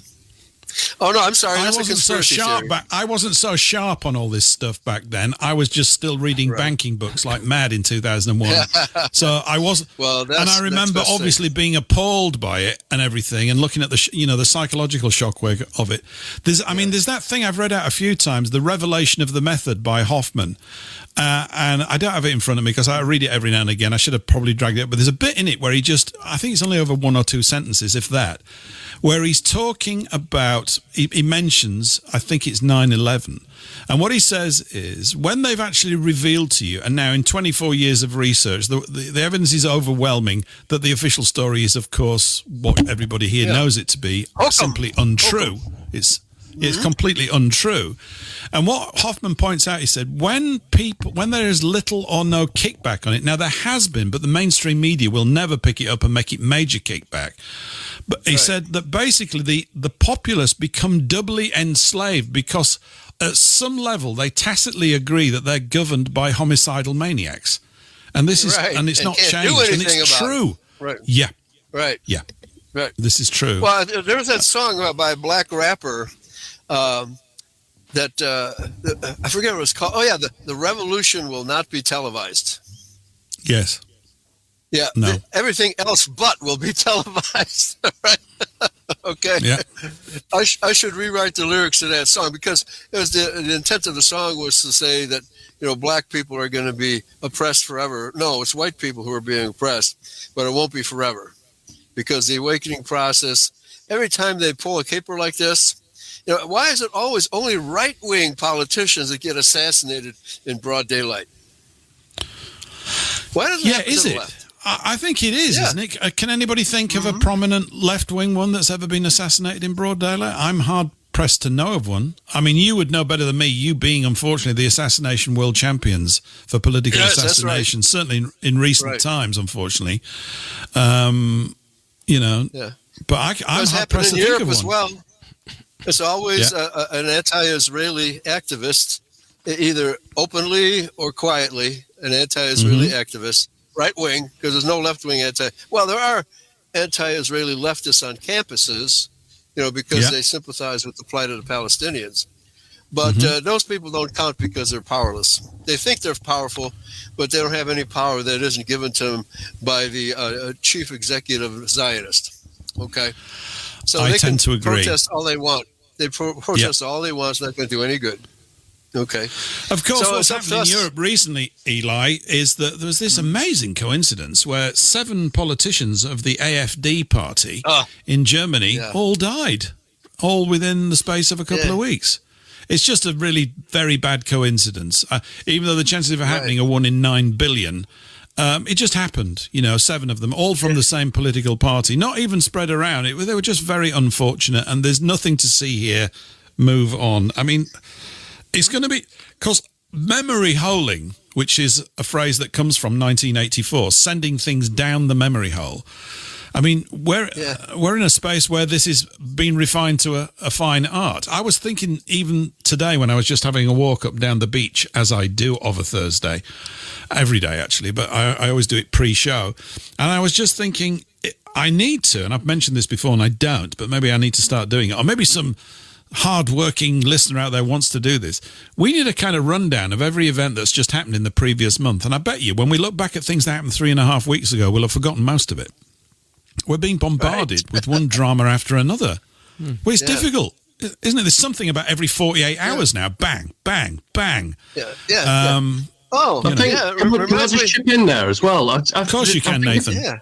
Part of it's information overload. I think we discussed this in a previous podcast. They're bombarding us constantly, and unfortunately, with social media and stuff like that. I mean, we go looking for it. I mean, I seem to be a YouTube addict at the minute. I just turn it on, and it's like it's just information overload. It's like there's too much to choose from. It's like you can't filter it out anymore. So yeah, you're probably right. With all of this stuff going on, we do have to keep parroting it on, because some of it's important to history, and it'll just be forgotten. Whether they've traumatized us to death, like, say, 5 years ago and stuff like that, or they've bored us to death, such as using the narrative of, take your pick. It does need to be repeated, because otherwise it'll just get swept under the historical rug, and then we don't learn from it, do we? Anyway, I just thought I'd chip in there for that, so I'll stick myself on mute for 5 minutes. No, you don't have to. Anybody listen. We've got quite a few around the mic, so we're pretty good at all this stuff. But don't go quiet for too long. I've got the excuse of a sausage rolls waiting for me, mate. So I'm all right for 5 minutes. You've got sausage rolls. Yeah, I do. You started talking about things food like earlier. I know. My bad. It's Greg's as well. Hey guys, is that a crumpet roll? with syrup. Oh. Is that what you? What? You don't have sausage rolls in America? I don't know if this is like. Oh, yeah. You do surely, right? Well, we have. They don't. Pancakes, mate. Pancakes and sausage. We have pancakes and sausage, right? I mean, let's just say it's something similar to that. It's. I mean, you got to look up sausage rolls, mate. You're missing a treat. It's like beans on toast. It's like I had a couple of friends in Sweden years back, and I'm like, oh, you put your beans on toast? I'm like, yeah, of course I do. What else are you supposed to do with beans? It's like, oh, that's disgusting. No, it's not. It's great. Well, beans on toast. Right. Well, I may be coming to Europe next year, so I'll give it a shot. Well, I'll tell you what, Eli, Nathan, keep one of those sausage rolls behind because it'll last that long. And then when you turn up, Eli, he can give you part of the one he's eating tonight, and you can see just how you go. It's all natural. It's all natural food, by the way. It just lasts forever, a bit like a McDonald's fry. Let's be honest. The amount of preservatives and additives in there probably would last a couple of decades at least. So yeah, when I say food, what I mean is it goes in your mouth and comes out the other end. When you say food, to me, that's kind of food in a way. I'm going to stop there. Right? I'll see you in 5 minutes. It's stuffing. It's mouth stuffing. That's what it is. Yeah, it is. Well, let's go with that. I'd drink to that, but I'm going to drink tonight. So there we go. There you go. Well, wash it down with some ale, and you'll be fine. Okay. Yeah, the other Paul. You're trying to say something there? Okay. Kind of going back, I just did a quick YouTube search. Would we be labeled a subversive program if I actually shared what the 2 ingredients in thermite were? Oh, I don't think so. I think maybe we would actually. Let's not run the risk, but will you please, everybody get on the mailing list? And I don't want to make I don't know if you would, because if you go onto YouTube now and find, say, those laser videos or whatever, what is it? There's just 2 things that you put together. What are they? Just say them. Okay. There's 2. Iron oxide. One's powdered aluminum. Iron oxide. Aluminium, and powdered aluminum. It's aluminium. Yeah. That's thermite. Oh, okay. Thermite is iron oxide and aluminum, and there is a YouTube video where they actually had it eat through a car. Right. It ate through a car. Yeah. Through an engine block. The great Scott, Maleficus Scott, wrote here, Paul, he said that thermite was used to disable the German rail guns in World War II. So it's been around quite a while as thermite. Knowledge and use and application of it. Yeah. And it's used to install and join railway tracks, train rails. Yeah. Right. That's how they weld it's them like together. a soldering gun. Very hot soldering gun. Yeah. Okay. It's a hot SOB, that is. Anyways, I didn't mean to interrupt, but I just thought I'd share. No, next year it'll be available in the child play department of your department store. Or do we still have department stores, or are those passé? Oh yeah, yes, it'll be thermite Play-Doh. There you go. for those budding terrorists. Yeah. Well, it's like voodoo. You shape it into your most hated personality, and then it ignites. Light that son of a bee. Yeah, right. Help with a population reduction, wouldn't it? If you give it to kids, here, children, go and play with your Play-Doh. Right. Yeah. Right. Yeah. Oh, yeah. Give that to those Muslim kids. Yeah. Huh? Yeah. And they're killing us. Okay. Why shouldn't we kill them? I didn't mean to Has there been? Can I ask you in the our US compadres here? Has there been much coverage of this being the 24th anniversary? I mean, do you think? I mean, in a way, the Kirk thing yesterday, I'm assuming, has drawn nearly all the media attention. But has there been any address to this being the 24th? And I mean, next year's the 25th, so 25 seems to be a more powerful number, I guess. It's a quarter of a century. But I'm assuming there must have been some coverage of it. Today. I've heard a little bit about it. You guys watch TV, but there must be a bit. Yeah, I've heard a little bit about it, but my only two go-to news sources are the Radio Ranch in the morning and Paul English Live in the afternoon on Thursday. I really don't have time for anything else. So. Right. I'm sure there has been coverage. Well, The whole thing is just orchestrated to avoid the war that's going on in some other country that Donald Trump invaded, and he doesn't want anybody to know about it. Really? What one? Yeah. Oh, so what country? Qatar? Qatar. That one. Bombed, Yes. Yes. Oh, yes. Yeah. Didn't he promise that there would be peace in the Middle East when he was reelected? Yeah, piece of this, piece of that, and piece of something else. There you go. Yeah. Isn't the Qatar thing Piece of Qatar. and the Charlie Kirk thing, there's a parallel in a way, in that they're both, the Qatar thing has been completely downplayed, but this is an ally of the United States, I understand, Qatar, supposedly. Okay. Supposedly. And yet there's been no mention, well, there've been good relations. There's never anybody said we've got to go and have a war with Qatar, have they? No one's ever said, it's like a new thing. And it's them going completely outside of their region and zone because according to them, some Hamas people were having a meeting there. Of course, it's never mentioned that they actually funded and built Hamas. This is just laid off all the time. This does beg the question. What happens when one ally of the U.S. attacks another ally of the U.S.? They both get shot. They both get shot. Well, it's not really the US, is it? It's not you guys in charge of the US military. It's not Americans, really, people that are loyal to your nation and your history as a people that are in charge of this. It's part of this global epidemic of interference in all things. And, of course, you guys have been appointed as the muscle for now until you can't supply it anymore, in which case they'll transfer it to someone else. This seems to be the history of the thing. The military that's going to be a problem. Yeah. Go ahead. We're the military arm of the global trifecta of foolery. U.S. is military, London is financial, and Rome is spiritual. Religious. It's the trifecta of foolery. Well, darkness. Darkness. That reminds me of 1963, which was another trifecta year, because we had President Kennedy assassinated. We had Vatican II. And what else? There was another third big deal in 1963. Oh, well, I can't think of it. Maybe somebody else can think of what it was. But we had a major trifecta. And, there was something else going on in November that year. Was there any Vietnam stuff? When was the Gulf of Tonkin? That was 65, wasn't it, I think? No, 64. 64. Was it? Oh, all right. Yeah. Yeah, maybe we sent... we're these conspiracy theories. There's only one thing that explains all of this, and that is that broad conspiracy theory called the hidden hand.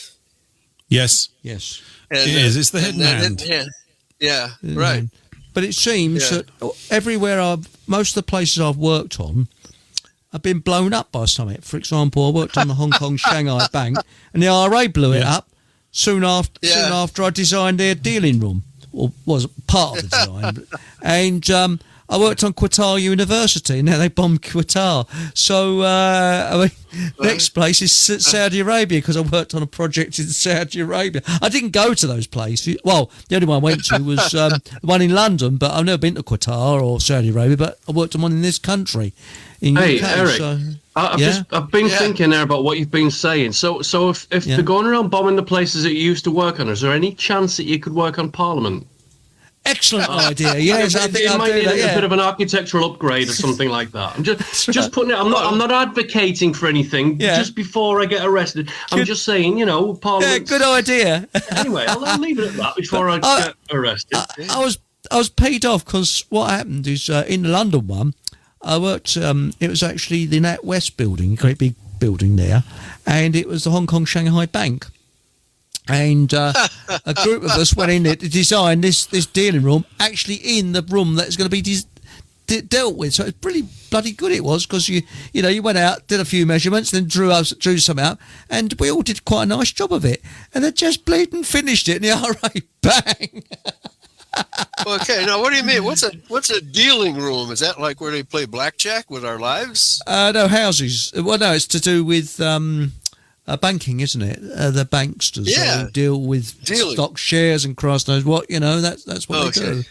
Dealing bonds. stock shares. Yeah. Okay. Yeah, it's where they have fun. It is really. It's not too dissimilar, Eli, to what you said. It really might as well be blackjack because it's the same sort of jiggery. Well, the ones that's taking the dealers we saw were look as if they was on the edge of a nervous breakdown. I was in the Carsey one. Yeah. Bloke walked in and he started bashing his head against the wall. Yeah. These people are burnt out by the time they're 30. No, they're Right. just, they do. Yeah. Yeah, they do. But at least they're millionaires.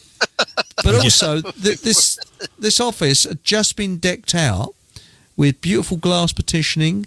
I think it was teak, hardwood everywhere. And they said, we want a dealing room here. So what did they do? They came along and ripped the whole lot out and shoved it all in a dumpster and smashed all the glass up and everything. It must have cost thousands. Thousands just thrown down the drain. Terrible waste. But the building, I guess well, that was they didn't save it for anything. No, not for no. Resale?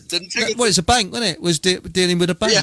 And no, I mean, building industry is one of the most wasteful industries in the world. I mean, these offices weren't used at all. They just finished them, and they decided to change them up. Okay, we'll have a dealing room, and that's it. Yeah.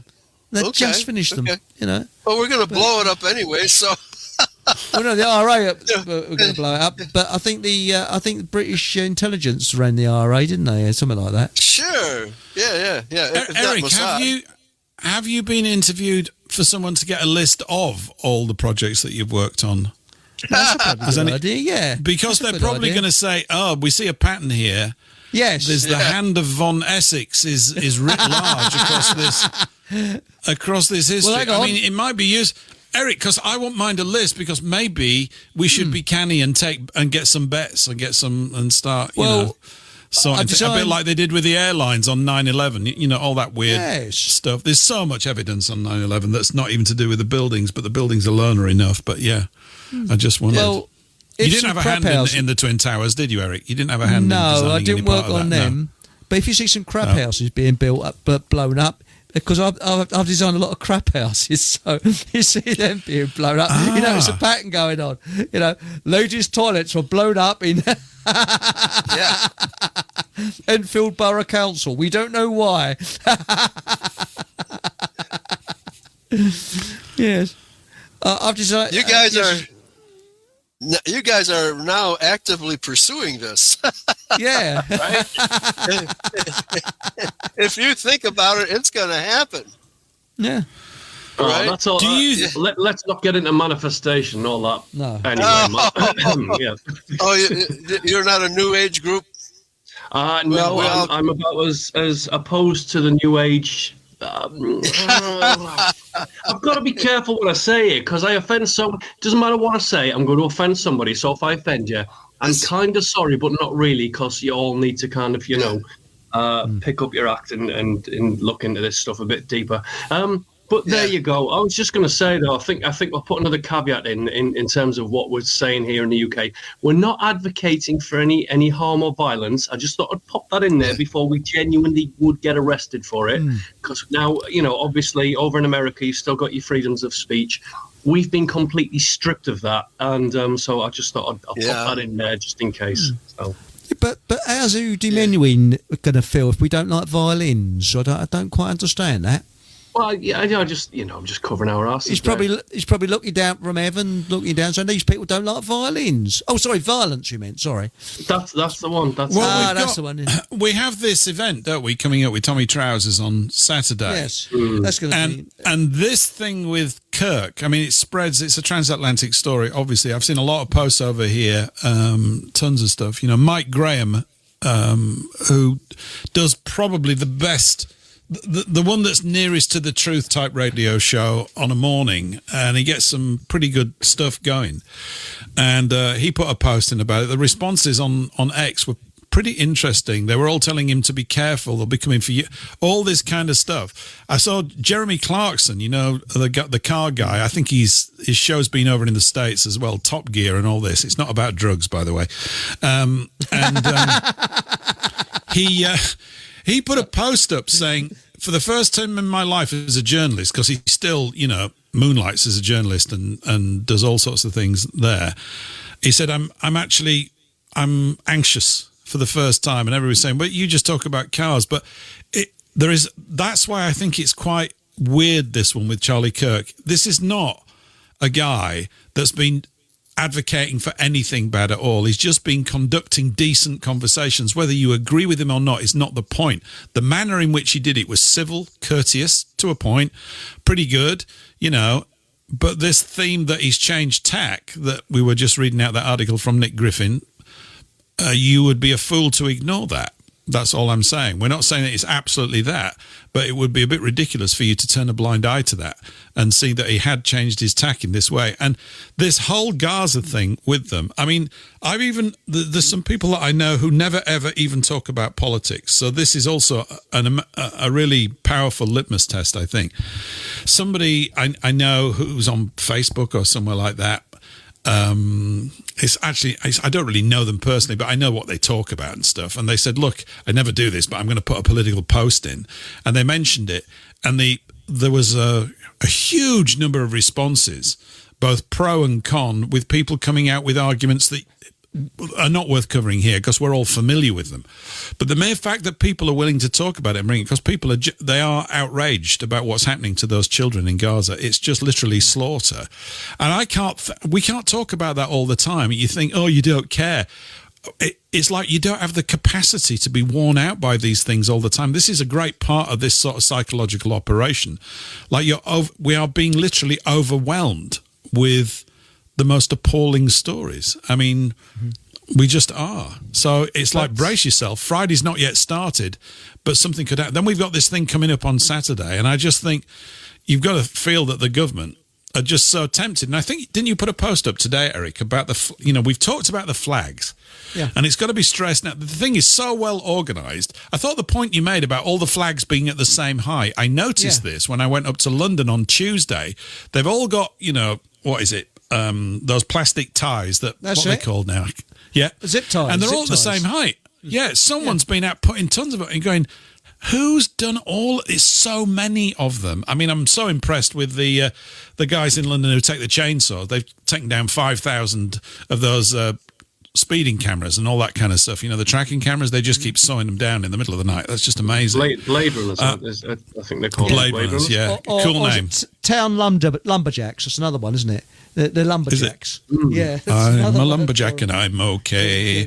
Yeah. No chopping trees down, thanks very much. I like the trees.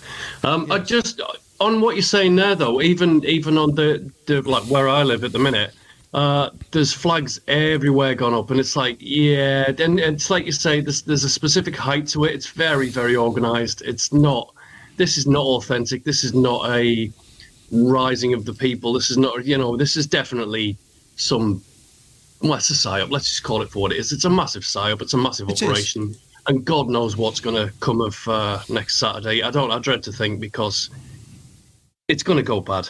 I mean, to be fair, anything with Tommy Robinson involved, I'm staying the hell away from it. It's just, okay. Yeah. Well, I won't go anywhere near the bloke. Well, he's a Christian now, Nathan. I saw a little clip from him. He was being asked this question, so who decided to ask him that question at this time? So to polarize, now we've got Christians, let's get it all going. None of it will achieve, and it's just going to create the melee that they want to be able to come up with a causative reason to invoke some step toward martial law. Even the fact that we know it and are saying it is not going to stop it. Who was it? We were talking saying it in advance. We were talking to the other Nathan. I don't know if you caught it on Monday. Eric kindly invited me onto his show. And he was talking about the fact that he'd witnessed the police in training 5 and 6 months ago. Yeah. With all, one side was all dressed up in St. George's crosses, and they were the coppers getting ready for this. I mean, none of these things are spontaneous. They're all pre-prepped. It's, I mean, Nepal, I don't think that's pre-prepped, because they actually burnt the government house, and they got, I think the Chancellor, they're chucking him into water. Have you seen those pictures? Oh, yeah. They stuck him in a river, didn't they, or something? Yeah, I don't know whether he's got his trousers on or off, I don't know. But, they lobbed him over a wall, and he's sort of, manhandling him. Whether that's real or not, I don't know, because there's so much fake on the internet, you just don't know. But Nepal, well, let's put it this way: every revolution is financed and planned, not for the good of the people. It always turns out for the bad of the people, because you look at the end of every revolution, they're extremely bloodthirsty. It's genocide for what? And look at the French Revolution. It's always the same, and it's horrendous. It really is. But it's like a mass culling, isn't it? It's like ritualistic culling every so often through history. I mean, if we're on about revolutions, the ones that would terrify me, and I think it's coming. Obviously, you've got the Chinese, the Cambodian. You've got forget my bloody revolutions now. I mean, that's enough to get going. I mean, you've got the Russian one, the Russian Revolution. That was terrifying. That wasn't Russians. That's the strange thing. The revolutionaries weren't Russian. And this thing that's going on here, this thing that's going on here has got the hidden hand in it up to its neck. Yes, it must have.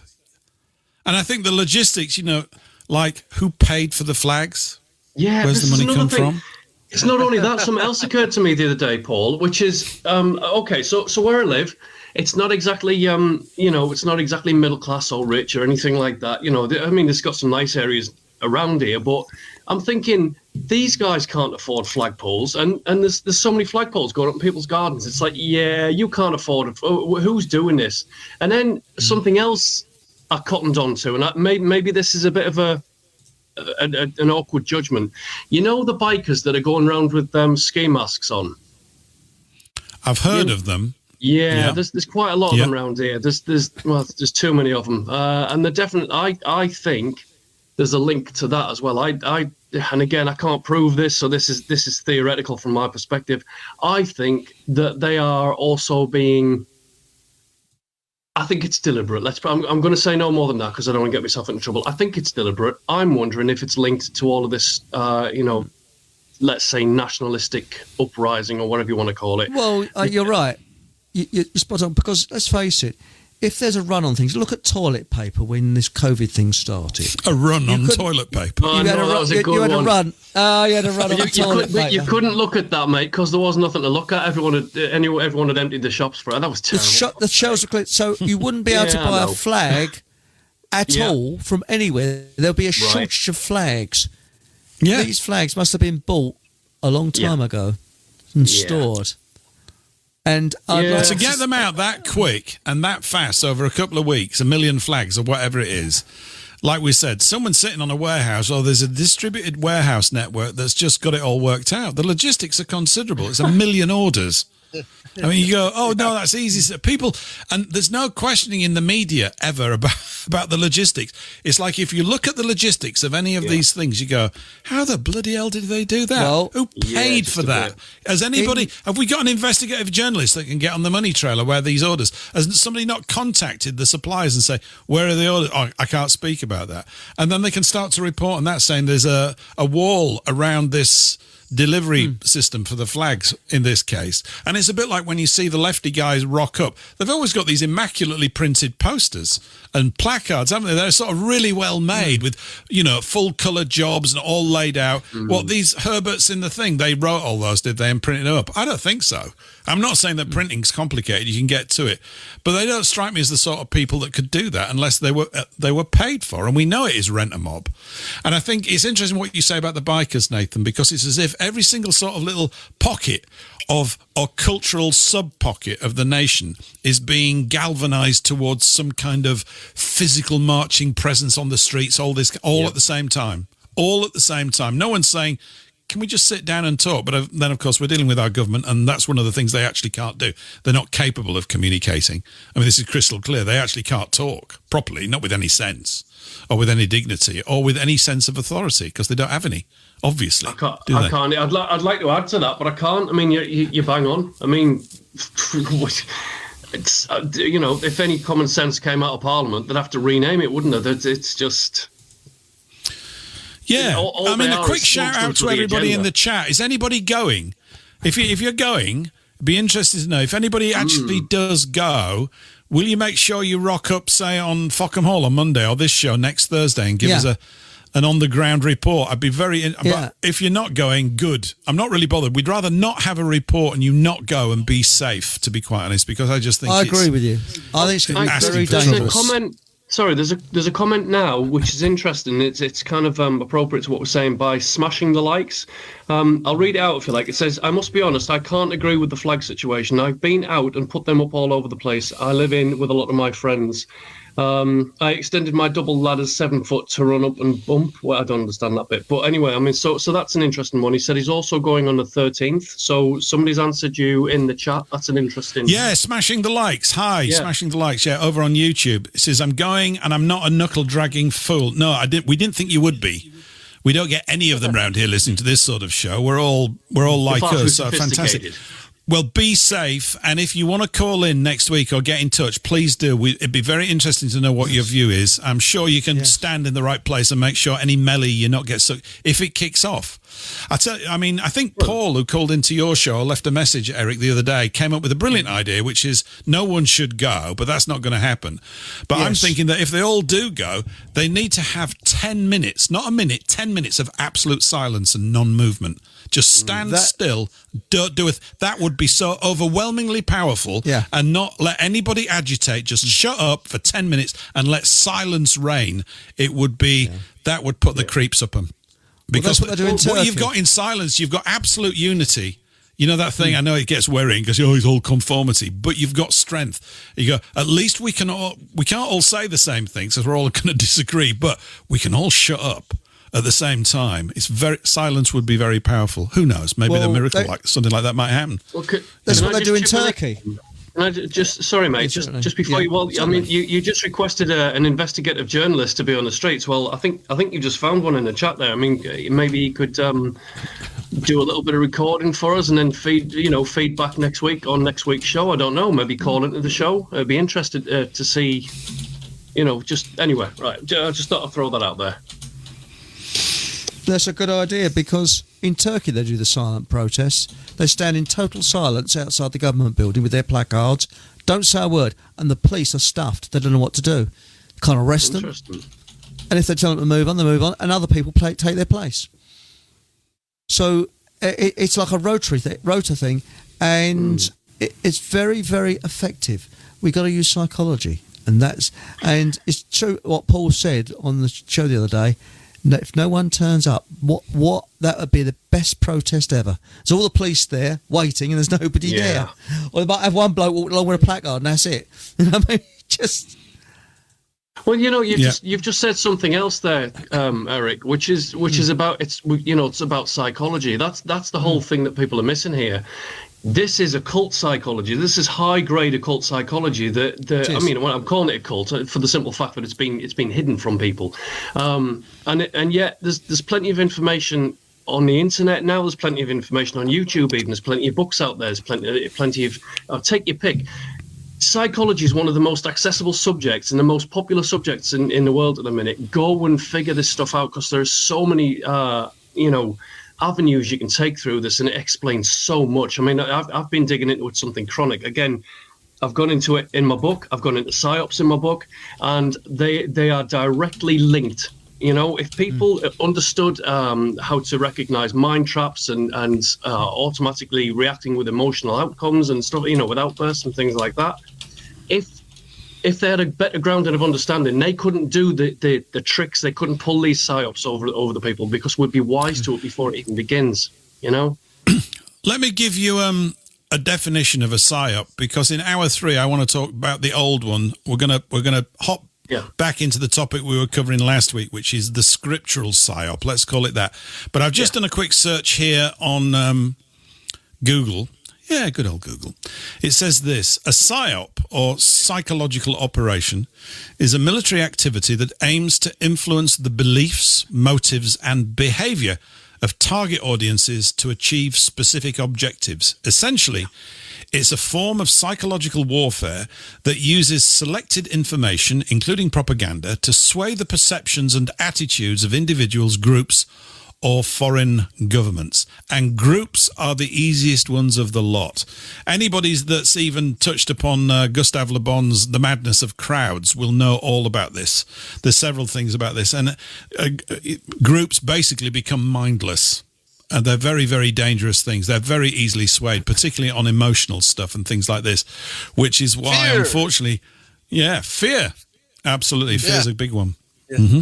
Yeah. Well, Matthias Desmond goes into it as well about I can't say the word on here because it's for some reason they've got an attack on it, but I'll say mass formation theory. Let's go for that. I think I can get away with that if I say mass formation theory. And your groups are easy to manipulate because they fall into kind of like a sheep herd mentality. It's kind of like they all synchronize with one another. It's crazy. Right. But, yeah. Well, you know what the conspiratologists call it?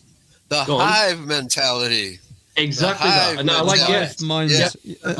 And actually, Nathan, us two, we was going to do a show on it. This sort of thing where people seem to be hypnotized. Yeah, massively. I mean, again, they are hypnotized, mate. The whole of society's been hypnotized in one way or another. We've all been mind controlled. We've all been socially engineered. The one thing that I've picked up on lately is the whole people are not reacting to situations intellectually, they're reacting emotionally, and this is a wide scale thing. And I'd love to go into. In fact, I have already started a research paper on this about the fact that people are reacting emotionally, and a lot of the things that are triggering that is the algorithm of all things. It's getting people entrained to almost act like robots responding to other robots that have been conditioned and programmed by some kind robots. Of technology.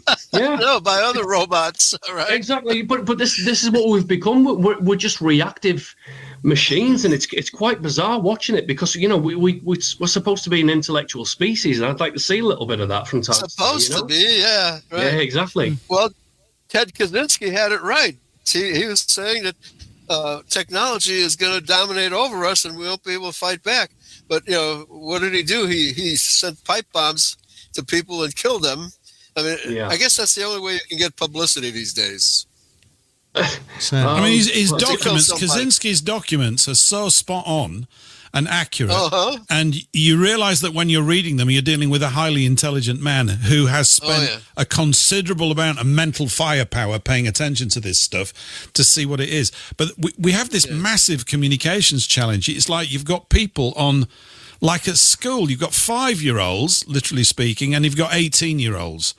And if you get beyond being, figuratively speaking, the 18-year-old stage, it's almost impossible for you to communicate things with all the detail to 5- and 6-year-olds. It's not that they're thick, it's just that they've not been around enough to acquire all the stuff. There might be a few exceptions, but that's the key thing. No one's paying attention to it. It's what I was talking about with my friend on Tuesday, this thing about an internal attitude. It's just an attitude. It's actually not about intellectual intelligence.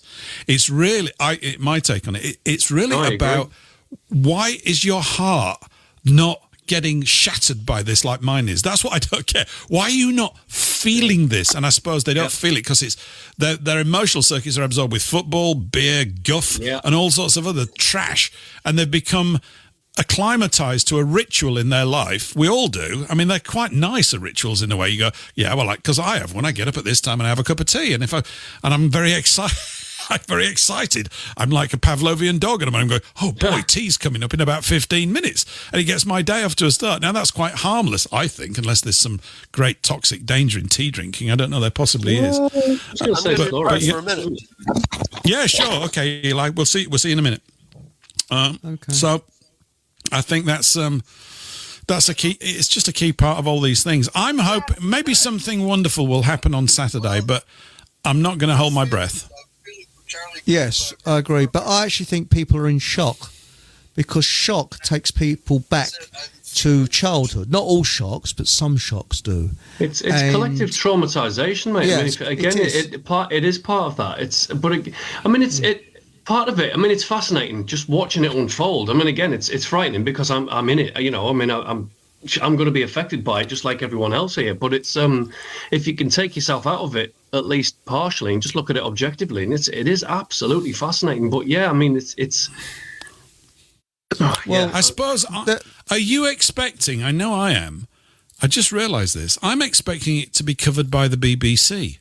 And it might not be. Do you remember during COVID, they had 3 marches, didn't they? Over one in the early part with over 1 million on every one. There wasn't nary a peep, nothing at all on mainstream media. Because but the Hidden Hand runs the BBC, so I think this one might be televised. That's what I mean. The fact that it's going to be televised is telling you that they want it televised, isn't it? It's words, not even again, it's never the content, it's the context always. If you keep stepping back and going, how did that happen? How come it happened then and wasn't available 4 years ago when people were just as concerned about that? They want it to happen because they showed you that they can shut it down when they want. So when it's coming through, it's because they've opened the portals, because that's what they want as well. They want to open them up. So we're going to have to see. It's going to be interesting to see what the so-called mainstream coverage is going to be like, There's something else which people... Sorry, carry on, Lathan. No, sorry, mate. I was thinking with the protests there, you mentioned... I mean, there was a fair few that I attended. I think there was about 15 in all over that period, because I was at a few myself, including the big ones. And as much as the BBC would say that, there's a couple of hundred people there, 500 people at the protest, it's like, well, clearly, I can't see the beginning or the end of the march, right? So there's a few more than 500 people. The good thing about that is all the people on the sidelines with their phones out, all the ones that were masked up, and all the ones believing in the narrative, they saw it, right? And then when they switched the tellies on after the event and they're told there was 500 people, they'd be like, well, hang on a minute. No, there wasn't, because I was stood there recording it. There's a few. Do you know what I mean? So that can kind of backfire, and I think it has backfired. A lot of people say that protesting doesn't work. I think it does, just not the way that people want it to. But again, I mean, it's great for motivation, for one thing. It's great for raising your energy levels and for galvanizing people together and stuff like that. Equally, it's a wonderful way for the parasites to, let's say, control us en masse and to get us to act out certain planned events. So it's just a case of being careful, isn't it? Anyway, sorry for interrupting you there, mate. I just want to. That's all right. But there's a prepper who I won't say who it is, because I suspect he might be working for the other side. I don't know, but he just looks as if he does. And he says, things take 48 hours to happen, and this is what happened in Nepal. First of all, they shut down social media. Then what happens? People go out on the streets. Then other things happen, and it all seems to take the same path, which is a bit sort of strange. But it's one thing I've noticed. Now, for example, it may sound as if I'm going off the beaten track, but stay with me. You know those scooters, those ones like electric scooters. You know the ones, the small ones that fold up and you can go along the road on the electric, little tiny motors on them. Yeah, you mean the ones that South Park covered, and then suddenly they were literally everywhere, just like South Park predicted there would be. Yes. Now, this country. Yeah, but the weird thing is, this country, everywhere else in Europe, you can ride them legally around. This country, no. They keep putting off a decision. And the decision has been put off until next year. And I think they realise those things are perfect because the speed they go, you can go 20 miles an hour on those things. And if there's any rioting or anything like that, and you've got those most people have got those scooters because they're very cheap, they can be in a place very quickly and you can't control them. They can. I've got to step in now, Eric. I've got to just step in because we're coming up to the end of our time slot. Yes, Hold on to that thought. We're coming up to the end of our time slot here at WBN.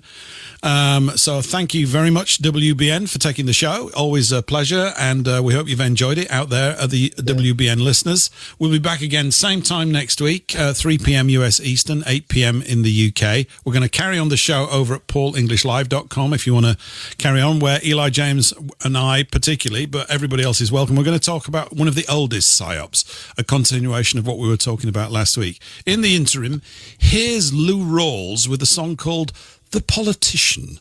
How about that? We'll be back after this song. We'll see you all on WBN, same time next week.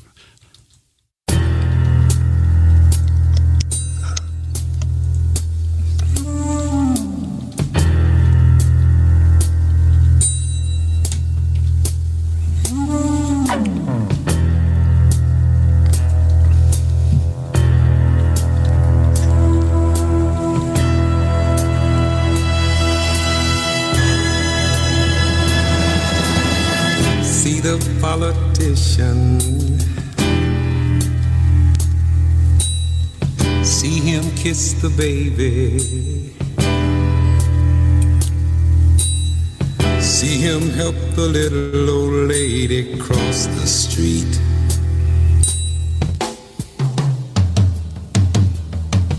See the politician. See him making speeches, telling them everything's cream and peaches, ain't he sweet?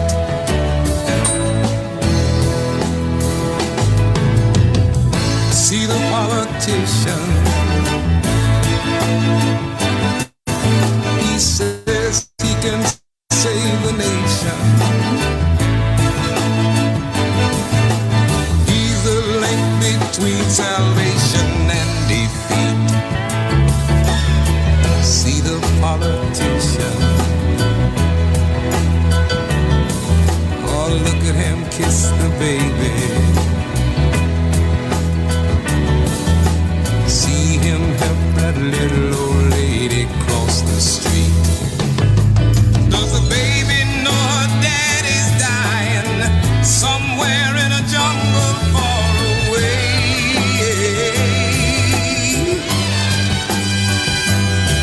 Does a little old lady know her grandson's crying 'cause his best friend died today? Does a politician know I don't believe him when he tells me that peace is near?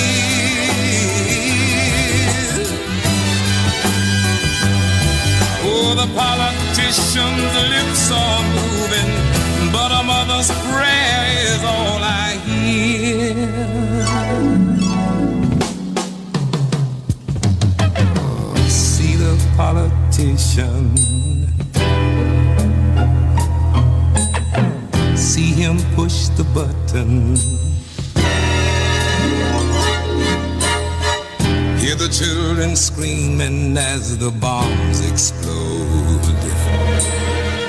See the politician.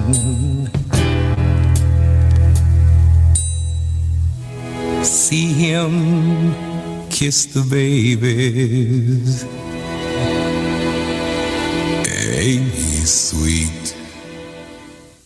He's not that sweet, is he? He's not that sweet. Oh, that's what Keir Starmer thinks of it. That was The Politician by Lou Rawls. Really like that. It's groovy. You know what? It makes me feel all 70s-y or 60s-y, that thing. I don't know what it is. Anyway. Welcome back to Hour 3. I don't know where you get your music from, but some of it's really, really good. I can sit here thinking, oh, do you know what? I've never heard that before, and I kind of like it. So there you go. It's another one. It's I like that one. Yeah, it's because I'm very, very old. Yeah, I'm told I'm old. So these days I'm just like. What did you call me, Eli?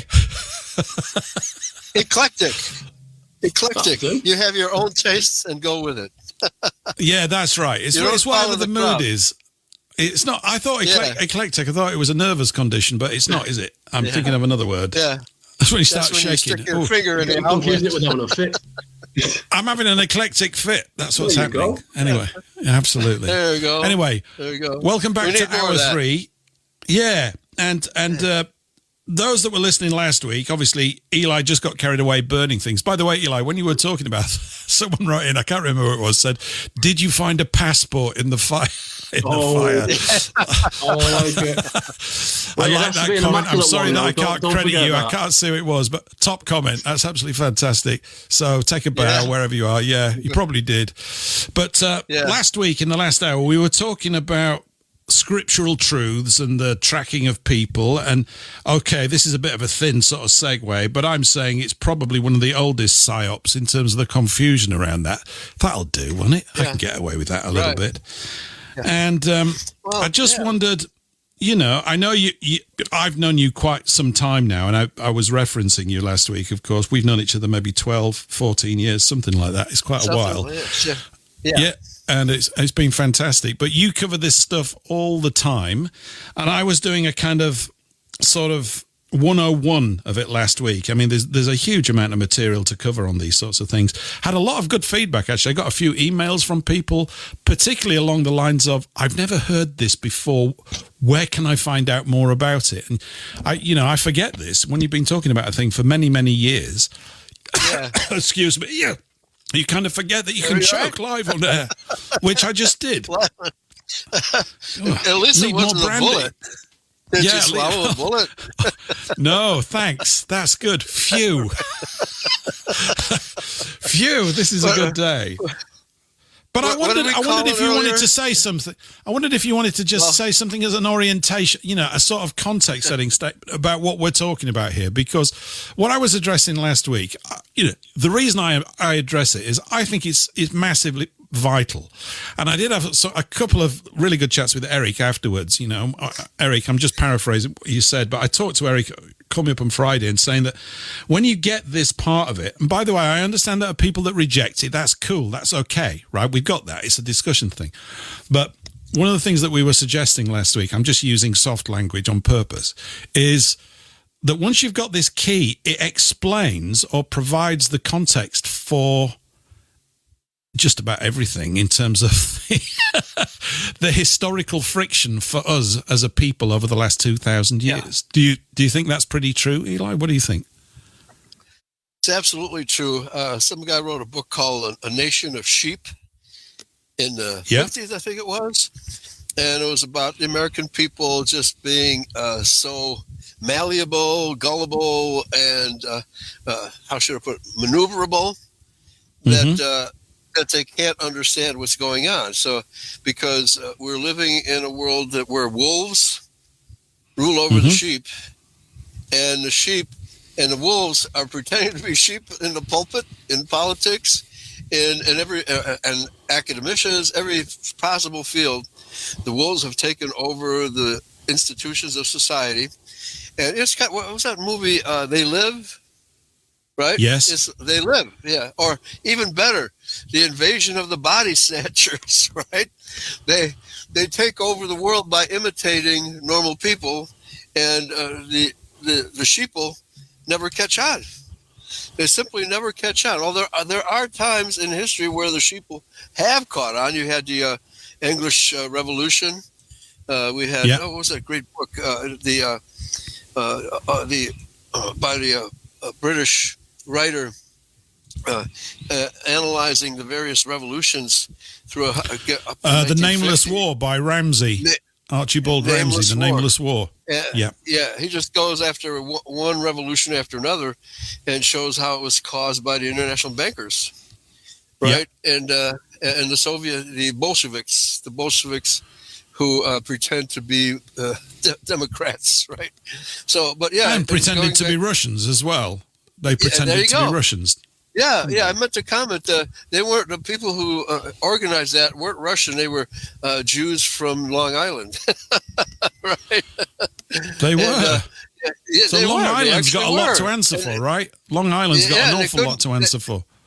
They couldn't even speak Russian, right? They couldn't even speak Russian. And probably the best book on the subject ever written, I have to give it besides mine, The Great Impersonation. Yeah. The best book ever written about that was The Plot Against Christianity by Elizabeth Dilling. Wonderful lady from Chicago. She was prosecuted by FDR as a insurgent in the late 1930s, because she preached against America going to war on behalf of Britain, because she saw through it and knew it was orchestrated by Jews. So did Lindbergh. So did Lindbergh. He saw through it too. He was going around speaking against it, and then they were calling him a fascist and a Nazi and an anti-Semite. They were calling him all the names in the book because he would not go along with the Jewish conspiracy, right? So the number of people who have died or been imprisoned or how should I put out to pasture and caricatured by the press and made their lives miserable is innumerable, absolutely innumerable. And their steamroller rolls on, but it began in Judea just before the time of Christ. So anyway, let me plug my book real quick. It's the great Please do. Yeah. Sales are a little bit slow right now because conservatives are being knocked off left and right, and they're the only ones who read material like this, right? So it's The Great Impersonation at moneytreepublishing.com, and you just search for that title, and it'll come up there, and it'll explain how the Jews became known as, or became the impersonators of Israel, okay, and the impersonators of Judah also. So that's just to interrupt again. Could you put the title of that book in the chat? Because that sounds like something I think a lot of people. I'll type it in, Eli, while you're talking. I'll type it in, please. Yeah. Sorry to interrupt. I just thought it'd be good opportunity to stick it out there and Okay, so what happened was everybody should know, every Christian should know, and most historians also know, that there was a continuous war between the Israelites and the Edomites. Okay, that goes back to the two children in Rebekah's womb, who they were fighting each other inside her womb. Now, who's Rebecca? I'm going to just stop. I'm just going to assume that people know. Yeah, well, let's. Yeah. So, who was Rebecca? Okay, so you know about Abraham, Isaac, and Jacob, right? Every Christian should know that, but not all Christians know anything about the Bible. They're not educated about the Bible. They're just given dogma. I'm going to agree with you again. So, sorry to interrupt again. I mean, I want to read your book because it sounds like interrupt, Nathan, because this is really meant to be.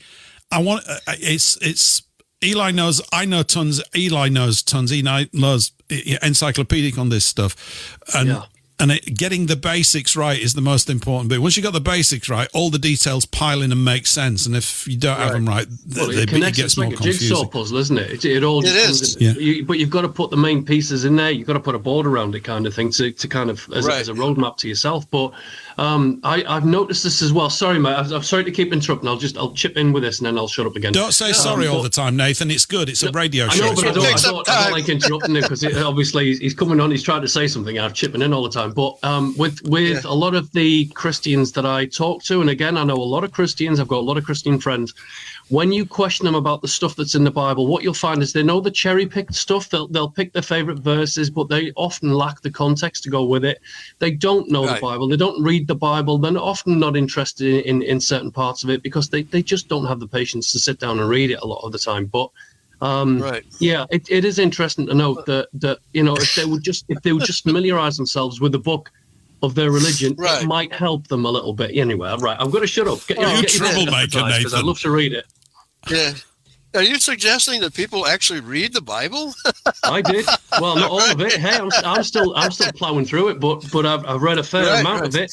Well, okay. Well, if you read my book, it'll point to the sections that absolutely must be read and why they must be read, but were totally ignored by mainstream Christianity and, of course, by Judaism as well. Oh, I'll bet. Yeah, absolutely. Yeah. But let's just Abraham, Isaac, and Jacob. If you don't know about Abraham, Isaac, and Jacob, you can't possibly be a Christian. And there are a lot of people who call themselves Christians who have no idea who those three guys were, right? That's right. It's very clear in Genesis 1 through 3, the blessing was given to Abraham. And it says, in verse 2, it says, you will be a blessing, period. You will be a blessing. And he was a Shemite, descended from Shem. And he had three wives, Sarah, Hagar, and Keturah. He had three wives. And because the patriarchy goes by the father, not by the mother, like the Jewish matriarchy does, we know that all of his children through those three wives were Shemites. Okay? But the Jews claim that Abraham was a Jew. But Judah, if the word Jew comes from the word Judah, he was his great-grandson. Now, never in history has a patriarch been named after his great-grandson. But this is the sleight of hand that was pulled by the Schofield Reference Bible in explaining that Abraham was the first Jew. No, he was not. In fact, the first Jew did not even appear until shortly before the days of Christ, because what we're talking about here is people impersonating Judah.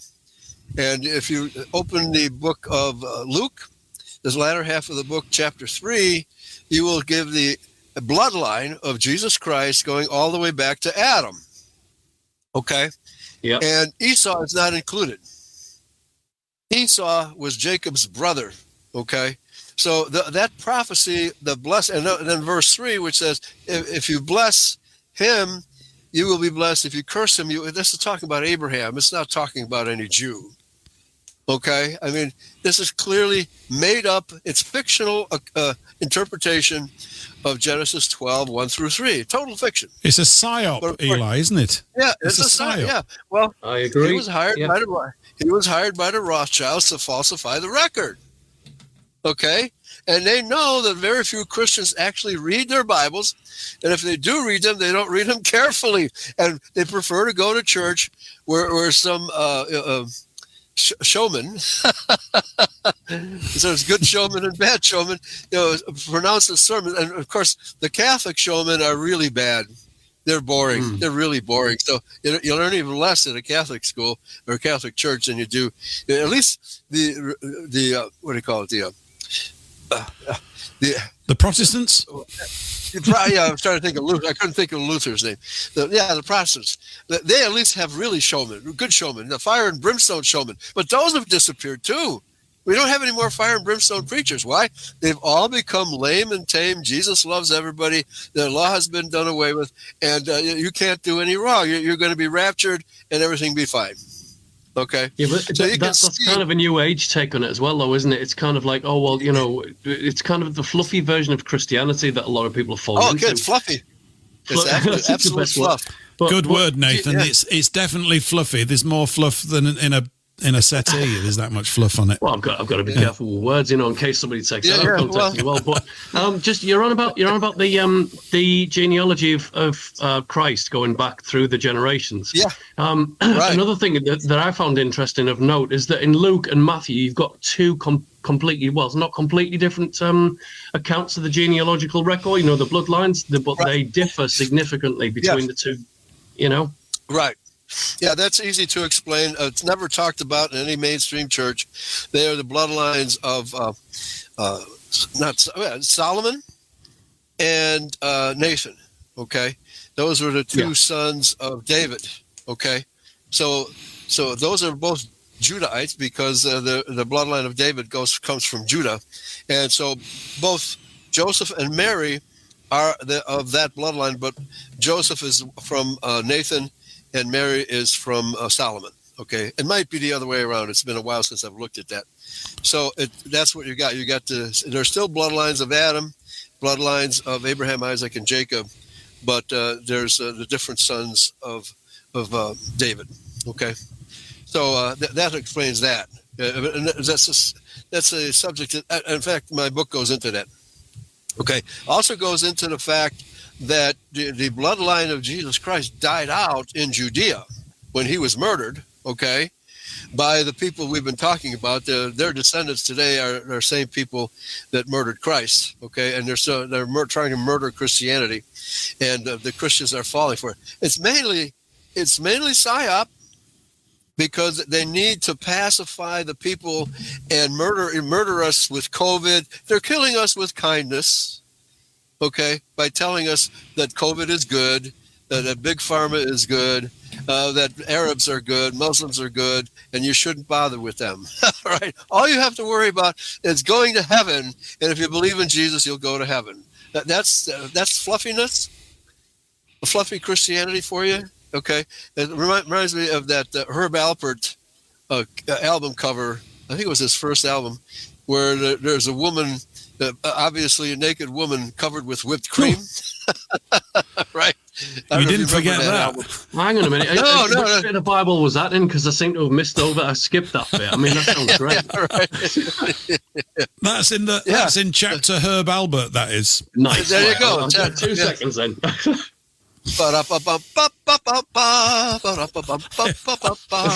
Great album.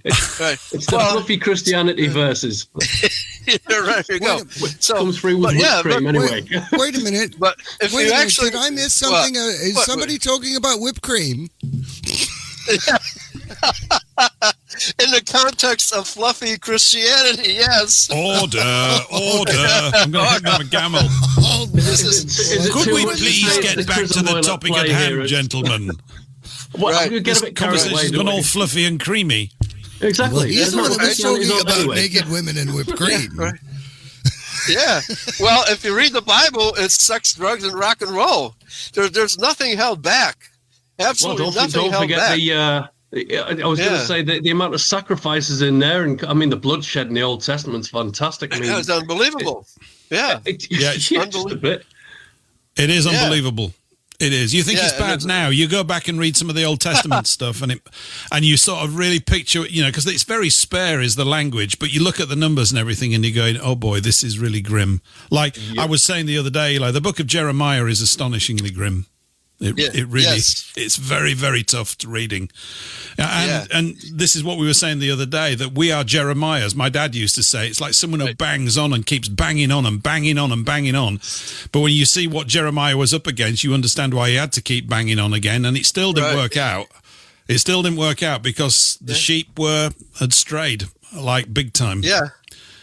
Yeah, well, I mean, the same thing happened to Jesus when for his first speech at the synagogue in Galilee was he quoting from Isaiah 53, and he closed the book and said, "These verses are now today fulfilled in your ears." And all of the people in the synagogue, mind you, these people were not Edomites. Now, some of them may have been, but most of them were actually Israelites, Judahites, who murmured among each other and said, "Who is this guy? Is he claiming to be the Messiah?" And they tried to throw him off a cliff. Right? They tried to throw him off a cliff. Yeah, right. Yeah. That's how Jesus was received. It's worth dropping in here, Eli. I've mentioned this before on the show. Michael Hudson, the economist who's still alive, in 2017, wrote a book called "And Forgive Them Their Debts," and he references this scene where Christ is basically frog marched, as it were, into a synagogue and told to read something to them. And what Isaiah 53 is really about, and the key phrase throughout it, certainly all sorts of translations, is the day of the Lord. And of course, this is communicated, I suspect, today as the day of joy and all this, that, and the other. That's not what it means. The day of the Lord is the day of the it's the day of the forgiveness of all debts. And the people that were in the audience, the ones that were really getting riled up, were the creditor class that were owed money. And they went, "What's this guy saying? We're not going to get our money." So they tried to throw him off a cliff. So and when people go, "Oh, Jesus loves everyone," I'm going, "Have you ever whipped bankers? Have you ever done that? Because I haven't." Right? So I don't think so. And have you ever been thrown off? Someone try and throw you off a cliff? No. Well, let's just drop all this sort of kissy lovey stuff, because it ain't like that. It's tough stuff. Well, that's another scenario that the fluffianity preachers never talk about, when he took a whip and whipped the bankers out of the temple, right? But they never talk about that, because they don't want to talk about bankers. They don't want to talk about, because the people who run the denominations are all agents of the banksters. Every last denomination. There's not a single one there's true. Yeah, right. I'm sorry to tell you. But yes, they're all programmed. It's all one big psyop. Everything is one big psyop. And the vast majority of people are totally clueless about this. But now getting back to Esau and Jacob, so because Rebekah, who was Isaac's wife, and by the way, the Bible says in Isaac, it says to Abraham, these words are spoken to Abraham, "In Isaac shall thy seed be called." Okay? In other words, your descendants will be named after your son Isaac. Saxons, anybody? Anglo-Saxons? Isaac's sons. Yes, yeah. The Sakai, the Scythians, all of them. All these words spring out of that. It doesn't say they will be called Jews. It does not say they will be called Jews. It says they will be named after your son Isaac. Okay? So that's another verse they refuse to quote. So I realized in the 70s that when I decided to read the Bible for myself, I was coming across verses that I'd never heard preached from the pulpit, and I never even read about them in major sermons. These verses were just totally ignored, and I recognized there's a pattern. Number one, they're racial. okay? Because we are a race, the Israelites are a race descended from Adam, which means to show blood in the face, okay? And so only white people say a show little blood bit more in of the that face. about that. Say a bit. Yeah. So the blood in the face thing is that there's W's in that Adam word, isn't it? It's AWDAWM. Awdaum. Yeah, Awdaum. I might have mullered the pronunciation. And that means Awdaum. to show blood in the face. And there's only one race of people that do that. That show That's blood in the right. face. They And- get rosy cheeks. Yes, and David was ruddy and fair, Yeah. and Sarah, what do they call it? The Dead Sea Scrolls. There's a scroll that was unearthed, and it describes the physical appearance of Sarah, Abraham's wife, and it describes a very pretty, slender white woman who has all the features of a conventional white woman, and not like a Jewess with a big nose, straight nose, slender fingers and feet, etc. It describes a white woman. It says her skin was white. That's what it says. Yep. Her skin was white. Okay, not tawny like a Jewish woman. So anyway.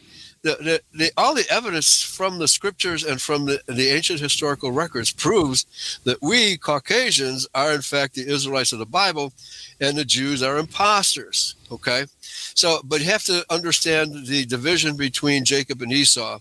Well, because what happened was Rebekah told Jacob to impersonate Esau before Isaac, because she wanted to make sure that Esau did not get the blessing.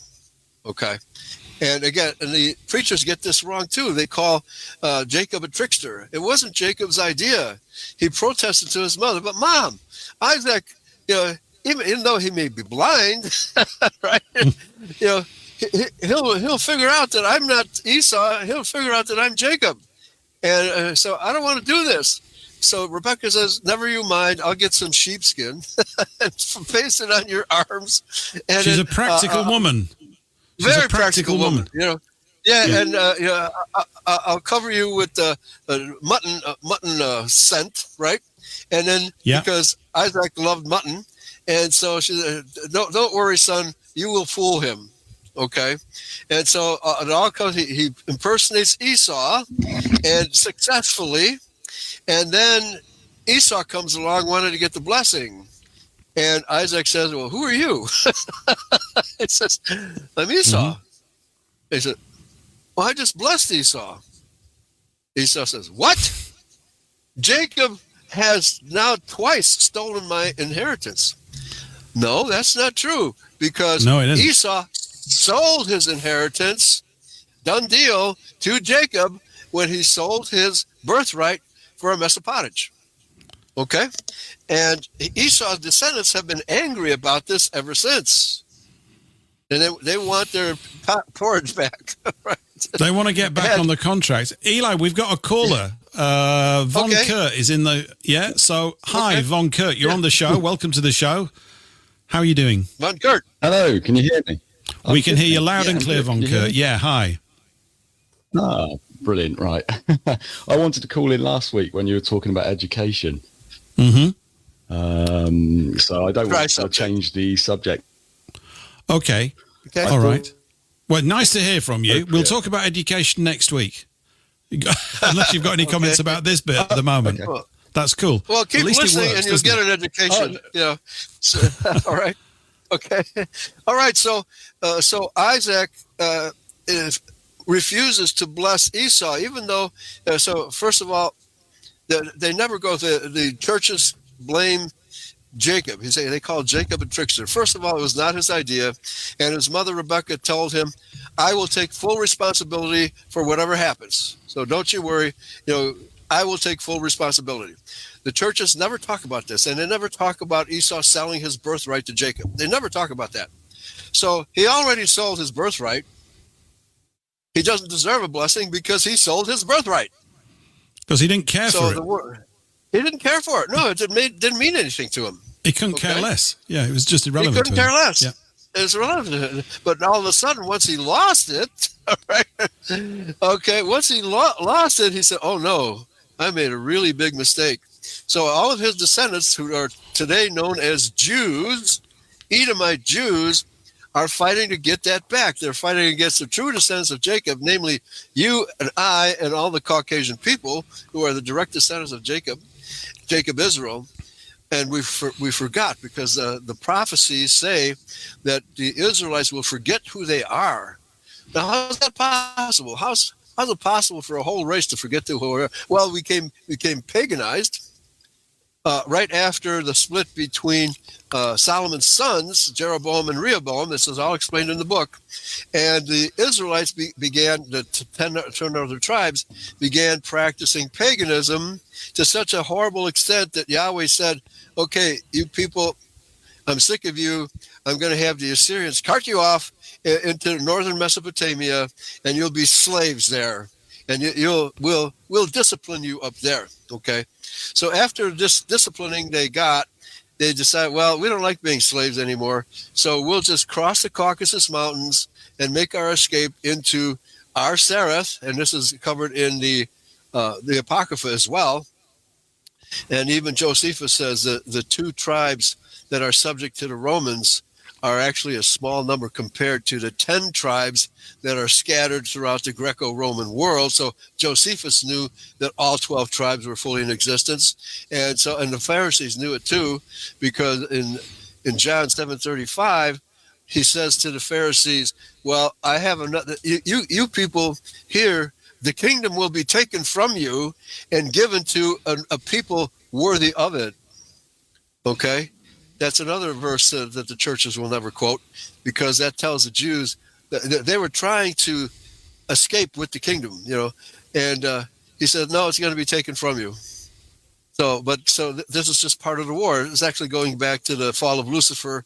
It's all covered in my book, how the evil ones are still well among us, just like in the book They Live, or the movie They Live. They're still among us, and they want to carry this war out to the bitter end. Okay, so Esau now is the potent enemy of Israel. They have all kinds of wars from the breakup of the two tribes, the Edomite tribes and the Israelite tribes. And King John Hyrcanus was a Judahite king in the days 100 years before Christ. And he was approached by an Edomite, a descendant of Esau, by the name of Antipater. And he said, okay, I will give you money. I will give you money to do things my way. And I think John Hyrcanus was getting older and sick and tired of, he was fighting against the Edomites. And having tired of fighting these, and he basically whipped them. But he made him an offer. He said, either you become circumcised, or I run you through with the sword. So either you choose death or circumcision. Now, this is not an option for an Israelite to do. You can't offer citizenship to a non-Israelite. Okay, so this was a bad deal. And I think it actually goes back to the days of Shechem, when the two sons of Jacob they fooled the Shechemites, who were also Canaanites, that you could have Dinah, and you can marry Dinah if you want to, but you have to become circumcised. Well, no, you can't. It doesn't. If you circumcise your foreskin, that doesn't turn an Edomite into an Israelite, right? And Jacob was really upset with those two guys for even making the offer, right? So, but this is what John Hyrcanus offered the Edomites on that occasion. So, well, what would Antipater do? He went to Julius Caesar and offered him a great sum of money to send a Roman army into Judah, the land of Judah.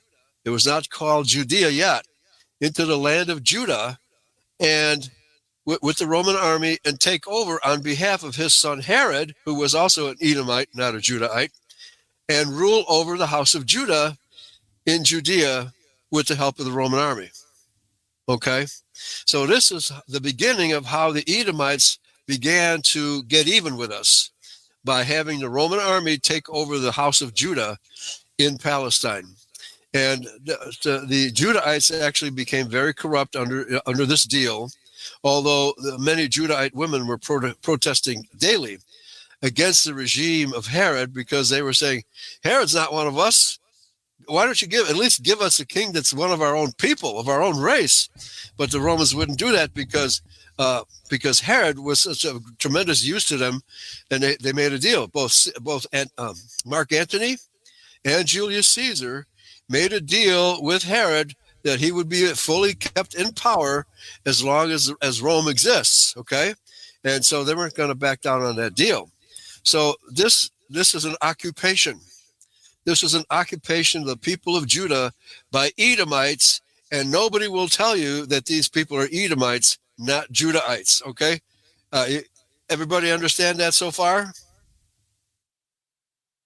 Any questions at this point? No, I'm just listening, mate. I'm eating sausage rolls still. Sorry. No, I'm listening. So it's fascinating. Yeah. Okay. Yeah. Very good. Okay. So then Jesus Christ comes along. Who tried to kill Jesus Christ when he was a baby? Who tried to kill Jesus Christ when he was a baby? Sorry, a guy named Herod. I was going to say Herod. I was supposed to be. I'm still eating. Yeah. There you go. The sausage rolls made me do it. Anyway, this is not a dinner club. This is a sermon. Okay. So so Herod was not a Judahite.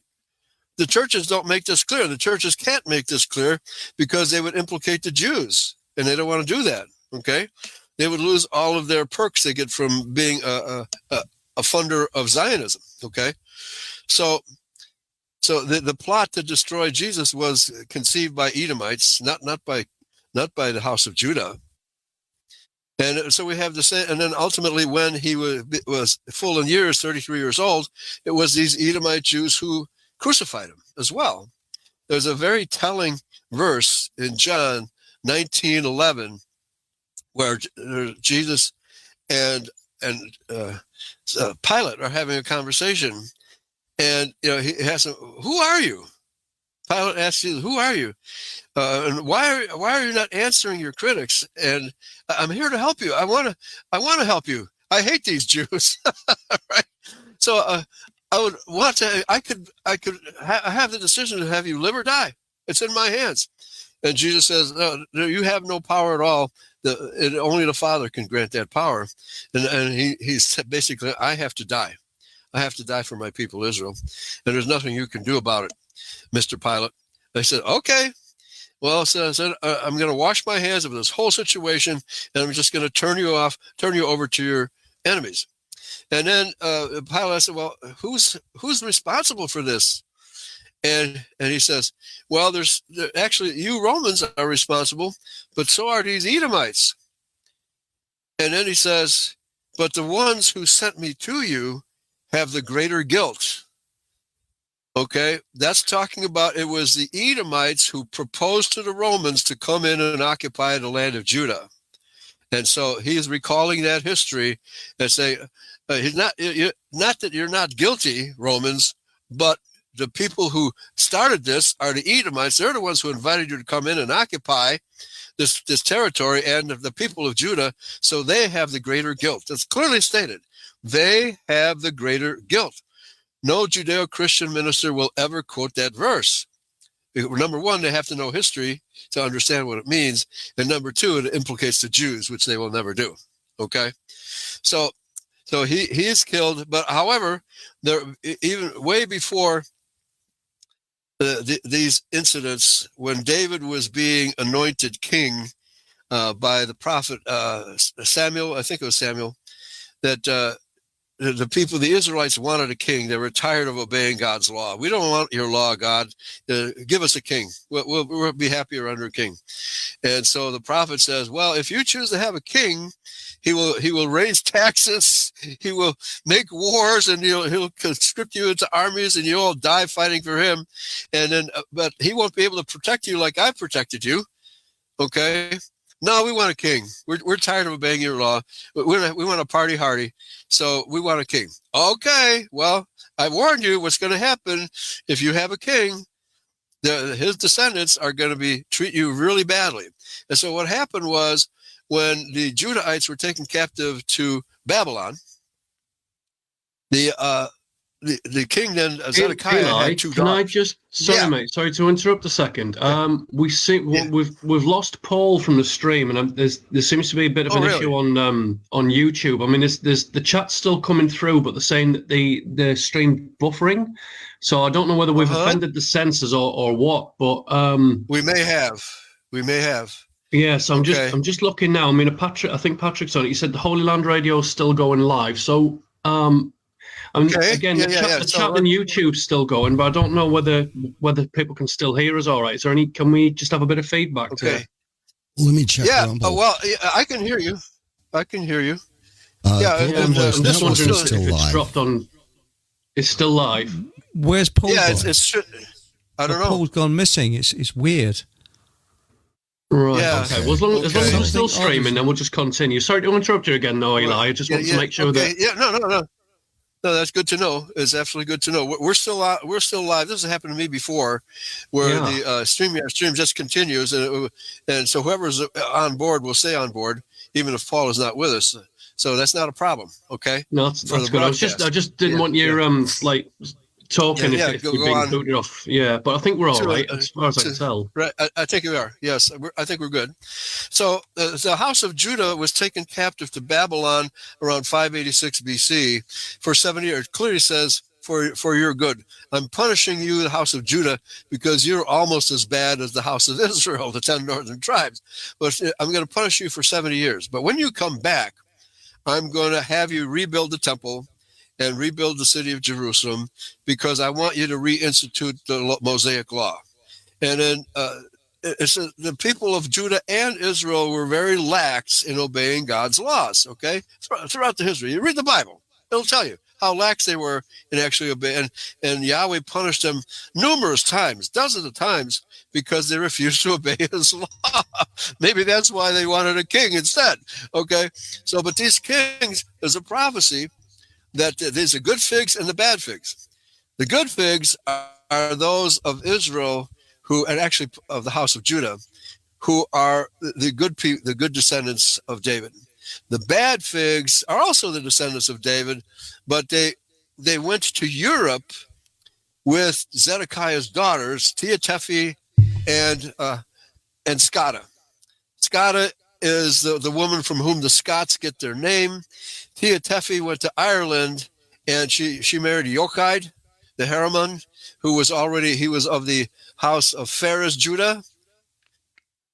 Pharez is also a branch of David, and of Judah, actually. He's a branch of Judah.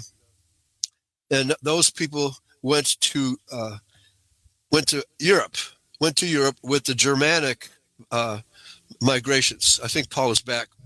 And so those are Pharisees. Yeah, sorry to interrupt you. I just I need to just make an announcement, Eli, that obviously we must have been over the target because my entire system went down. Everything. Wow. 2 screens, power surge, everything went off. So I'm everything, the whole thing just went kaboom. So we just cut off of everything. Yeah, we noticed. Anyway, we're back on air right now. So if you're still listening and tuned in on YouTube, it just went gadung. The whole room went dark, and then it came back. So there's some kind of power surge here or something. So nothing much I can do about that. It couldn't have been the subject matter, could it? Anyway, couldn't have been the subject, right? Okay. I think it could be. Yeah, could have been. To be fair, so I was just getting. Yeah. If you're talking about stuff I don't want us digging into, I mean, yeah, potentially it could have been, but I hope your computer's all right though, Paul. I mean, I've been there. It's quite expensive. It definitely goes wrong. Hey, Paul, the Rumble stream went down. The Rumble stream went down to 2 hours, 33 minutes, 44 seconds. I think it's working, so there we go. Anyway, sorry, Eli, I've interrupted you. Yeah. There we go. Yeah, but this is very crucial to understand the good figs versus the bad figs. First of all, it's the house of Judah, Zedekiah's daughter. He was the king of Judah when they were taken into captivity for 7 years in Babylon. However, they murdered all of his male descendants, okay? They didn't know that he had 2 female descendants, his 2 daughters, which I just gave their names, as Tehaphnehes and Scada. Scada married one of the members of the house of Pharez. Judah had 2 sons, Pharez and Zerah. Phares is the group that stayed with Moses and with Judah in Palestine, and they became the people of Parthia, who then later became the Germans. You will notice that all of the households, the royal households of Europe, are descended from either Phares or Zerah. The kings of Britain, the czars of Russia, and the Kaisers of Germany are all cousins. They're all cousins. In World War I, the three of them all reigned. Whoever the king of England was at that time, Tsar Nicholas and Kaiser Wilhelm II, they were all cousins. How is it possible for these cousins to make war upon each other? Well, they were maneuvered into it. In other words, the prophecy given by Nathan to David was, okay, your descendants are going to be awful people, right? There'll be some good descendants, but most of them will be really awful, and it's going to wreak havoc in the world. And that's what we've had, okay? If we had honest leadership, which we never seem to have, if we have a lot of honest leadership, they get assassinated. By who? The descendants of the Edomites, right? The Rothschilds. It even got worse because the Rothschilds, their background is Khazarian. The Ashkenazi Jews are Khazarians. They never had one drop of Shemitic blood in them ever. They still don't. But neither did the Jews of Palestine, because they descend from Esau, not from Jacob. Okay? When Esau married into the Canaanite branch of the devil's seed line, he basically severed ties with the house of Adam. So the house of Adam and the house of the devil, Lucifer, the Edomites and the Canaanites, have been making war since Genesis 3:15, where this war is predicted. I will declare enmity between the bloodline of Eve and the bloodline of Cain. Okay? Seth, the bloodline of Seth and the bloodline of Cain. And that's the very first prophecy. And when Yahweh makes a prophecy, it comes true. This bloodline war, it's worse than what do you call it? The American blood feud. What's the famous blood feud here in America? I can't think of their names right. Well, there'd be one of them, right? Yeah. And so, and they're perpetually at war with one another. But this was prophesied in Genesis 3:15, and nobody pays attention. Nobody pays attention. You're saying that clear. People don't read it and understand it properly, Eli. Is that what you're saying? That's right. At all. I mean, doesn't it? Right? I keep on. Sorry, I'm just going to apologize again. Something just went back. Literally, the Hatfields and the McCoys. Yeah, the Hatfields and the McCoys is what I was trying to think of. Yeah, we must have definitely been over the the target. Over the target. I mean, I've never had that ever happen to me in 40 years of computing. Literally, never. It just went gadung. But anyway, we're kind of back. We can run on longer, basically, if you want to. I don't really mind if you want, because we've lost a few minutes. But I'm just going back to what you were just saying then. So people, the thing I mentioned last week, it's always worth repeating these things. The quote from Henry Ford. People read their Bible through Jewish spectacles, or Christians read their Bible through Jewish spectacles, and therefore read it wrong. And it's just, there's a clutch of words. There was a comment in like, we've mentioned this before, really, the word Gentile should not be in Scripture. That's right. It's very confusing. And just to let everybody know, you're not a Gentile. There's no such thing. It means an ethnicity. Nobody can be one. It's just silly. So this is another sort of hijacking of the language. That's part of the psyop. Yeah. And also this word Jew, the letter J wasn't even in the alphabet until the 1500s or something like that. And it's been dropped in. And when you get a translation when it's removed, you've suddenly got considerably more clarity about what was actually originally written. And it's vital. Right. Because the whole of the sort of religious businesses have built themselves on a psyop. I mean, you know. Exactly. Well, the initial psyop after they murdered Christ, that's part of the psyop as well. And then why did Europe become Christian, and why did the Jews not become Christian? You're a troublemaker. Because we're Israelites. Because we're the Israelites, and the prophecy says that the Israelites will follow their shepherd. Yep. And Jesus said to the Jews, "Ye are not my sheep." There's another quote that you never hear. Okay. So basically, I started reading the Bible and I began to wonder, well, why aren't any of these pulpit masters quoting these verses that I'm reading here? They're leaving out the really good stuff. You know, they're leaving out the really good stuff, like who committed the murder, right? Who really committed the murder? And they don't tell you. They give you. But it is amazing stuff. It's absolutely, even now, 12, 14 years after I first connected up with you and stumbled into this. And I was saying before, or the other day, I was talking with someone on Monday, I think it was, I was doing a recording. I said, when I think I'd been watching one of your videos from 2012, you did a few short things.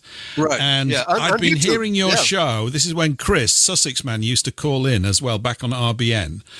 And it took me about 15 minutes of watching your first show, and it was like a hammer hit me in the head.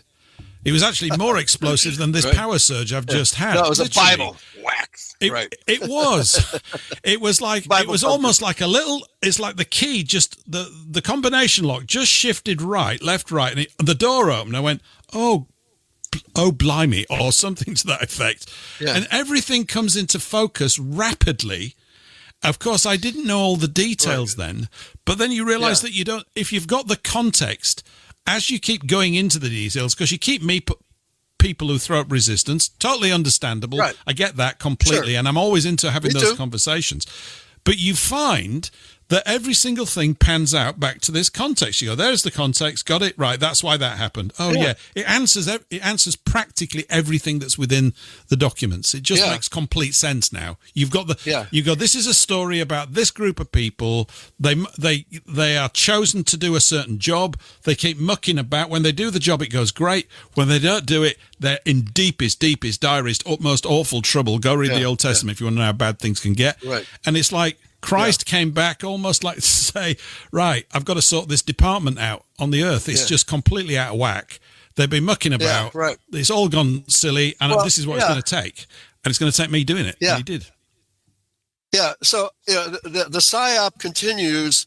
It's not as blatant. You know, they kill us blatantly with wars. You know, the Rothschilds have masterminded all of the modern wars to pit white nation against white nation, so we'll kill each other. And so they can actually stand back and say, well, we didn't do that. They're the ones killing each other, but they orchestrated it. Okay? The same here. They orchestrated the Civil War. The French Rothschilds and the British Rothschilds. The French Rothschilds orchestrated the South. The British Rothschilds orchestrated the North, and 600,000 white Americans died. Yeah. They have been it's still the biggest loss of U.S. American military life ever, isn't it? Yeah, right. And then World War I and II, 1/3 of the white race perished in those two world wars. Okay, talk about a Holocaust, right? Yeah. But the Bible says, unless you obey my laws, there will be a wailing and a gnashing of teeth. You won't understand what's happening until you get knowledge. My people are destroyed for lack of knowledge. Yes. There's no knowledge coming from the pulpit. It's all, oh, praise Jesus, holy rollers rolling on the floor, singing hymns and singing songs. And then half these gospel singers on TV are perverts, right? They never think about deception. Beware of deceivers. Beware of deceivers. Beware of wolves in sheep's clothing. They never quote those verses. Why? Because they are the wolves in sheep's clothing. And because the average Christian simply takes it on faith, that's a really bad word. You got to have knowledge to bolster your faith. They simply assume that whoever's in the pulpit is a good guy, a real Christian, and not an agent of the enemy. Well, the entirety of the Judeo-Christian world has been taken over by the enemy, and most Christians are utterly clueless, and they're Christian zombies. I like to refer to them as Christian couch potatoes, right? Mm-hmm. And they're not interested in hearing the truth because it's what happened to Eve. Nachash told her, if you do what I want you to do, you shall not surely die. Well, she died anyway, didn't she? Right? And they're spouting all these lies, like you'll be raptured and you won't have to die. Well, There's no rapture. That's just another Judeo-Christian lie. And they're all anticipating not having to obey God's law to get into the kingdom. All you have to do is believe in Jesus and you'll be saved. It's a psyop. Modern Judeo-Christianity is nothing but a psyop. So I think what's happening now is people are beginning to wake up to the fact that the whole outer world, the world of entertainment, television, radio, you name it, it's all a psyop. People are beginning to wake up. And I have to give Donald Trump some credit because he said, what you're reading is fake news. Okay. Fake news has a lot to do with it. But AI, your cell phone, they're spying on us. The Israelis are spying on us constantly, every word we say. And that's probably why you crashed because it could well be. It's really strange, but never mind. But anyway, we've recovered a bit. We lost about 15 minutes, but it doesn't matter. It's okay. But okay. I think one of the things that I was, sorry. Go ahead. I was one of the things I failed to mention last week, just a little sort of key fact, because I've got about half a dozen in my head. And I don't really when I'm talking about, I don't really bother going into much more detail than that, because what I'm hoping all the time is it'll propel some curiosity in the listener to go off and do their own stuff. And I'm always, I've probably got things wrong. I mean, the problem is I can't tell you where I'm wrong at the moment, but there's a lot of things that are accurate. And one of the things, this claim that the Edomites have for being these people, there's one thing, and I remember having long conversations with Sussex Man about this repeatedly over the years. There's one simple litmus truth, as it were, that's contained within the very documents themselves. You mentioned it earlier. These the bloodlines, the whole thing about all these men in all these lines, so the begatting bits, and every single individual in it is a male or a man, because the Israelite tribes are patrilineal. It's a patriarchal. Amen. They measure their descent through the father of the families. That's how it works. Yeah. Well, the Edomites don't. They're matrilineal, and that's the end of it. There's nothing to discuss after. I just go, well, that's it. It's like saying, how can they be descendants? This bolt is a nut. No, it's a bolt. I can see it. I'm looking at it. How can they be Shemites if they don't have a patrilineal lineage? They can't be. It's not even an argument. Right. It's not really even anything to get heated about. It's actually just a piece of evidence and logic. You go, this is a nut, that's a bolt. Got it? Yeah. Don't tell me that a nut's a bolt. I'm looking at it. I've got it in my hand, right? And that's done. No, it's a bolt. It's a bolt. You can keep I can't listen to you anymore because you're silly. And it's silly. Yeah. Another thing as well that's worth mentioning. I didn't touch on it last week, or I did. I kind of touched on it over here. I know we've discussed this. In the 1800s, there was an absolute outbreak of this understanding when British Israelite movement got started. And of course, people paint this as British superiority. It's got nothing to do with that. It's about separatism. It's all been molded. Every single one of these stories, just like now, gets psyoped. Oh, they want to do this. Oh, they think they're better than everybody else. I don't think so. Look at the state of us, right? But that movement was huge. They reckon there were about 3.5 million congregants in the Church of England that got this information and were with it. They were standing with it. Right. And this is what Queen Victoria was on board. Even Queen Victoria was on board. She got it. You just go, well, it can't be anybody else. This is all. It's just a matter of logical deduction. Well, who else could it be? Well, there's only one group of people that tick all these boxes. So even if they're in a mess and causing and you go, have they ever caused a mess before? Oh yeah, go look at the Old Testament. They're cocking it up left, right, and centre, right? So that's why we cock things up. We're the sons of our fathers. But they sent a placeman into the Rothschilds, paid for another Edomite called Edward Hine to go into the British Israelite movement, to basically say, can we be part of this? And they said, all right then. And immediately made an error again. They got psyoped again. Right. It happens over. And it's like, all right then. It's like being nice to someone at a party. We can be nice to them at a party, but it's still not the truth. It's really simple stuff. Yeah.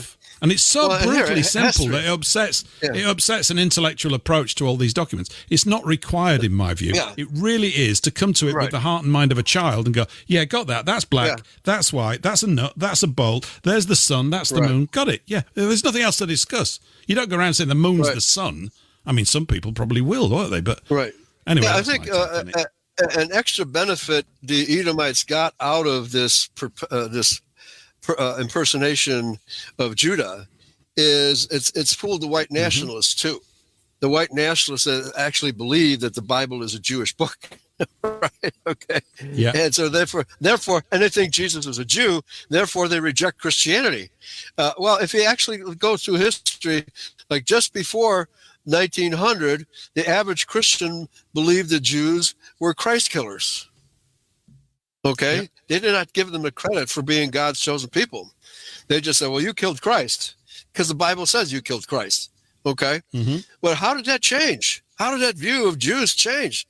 Well, it took trillions of dollars and massive propaganda campaign called Zionism. Of which C.I. Scofield is an integral part of that process, is he not? Exactly. It's brainwashing, absolute brainwashing. And that started with the Scofield Reference Bible, and the Christian world has just been psyoped from that day forward, okay? They used to believe the Jews are Christ killers, and now they're God's chosen people. That's a tremendous propaganda coup.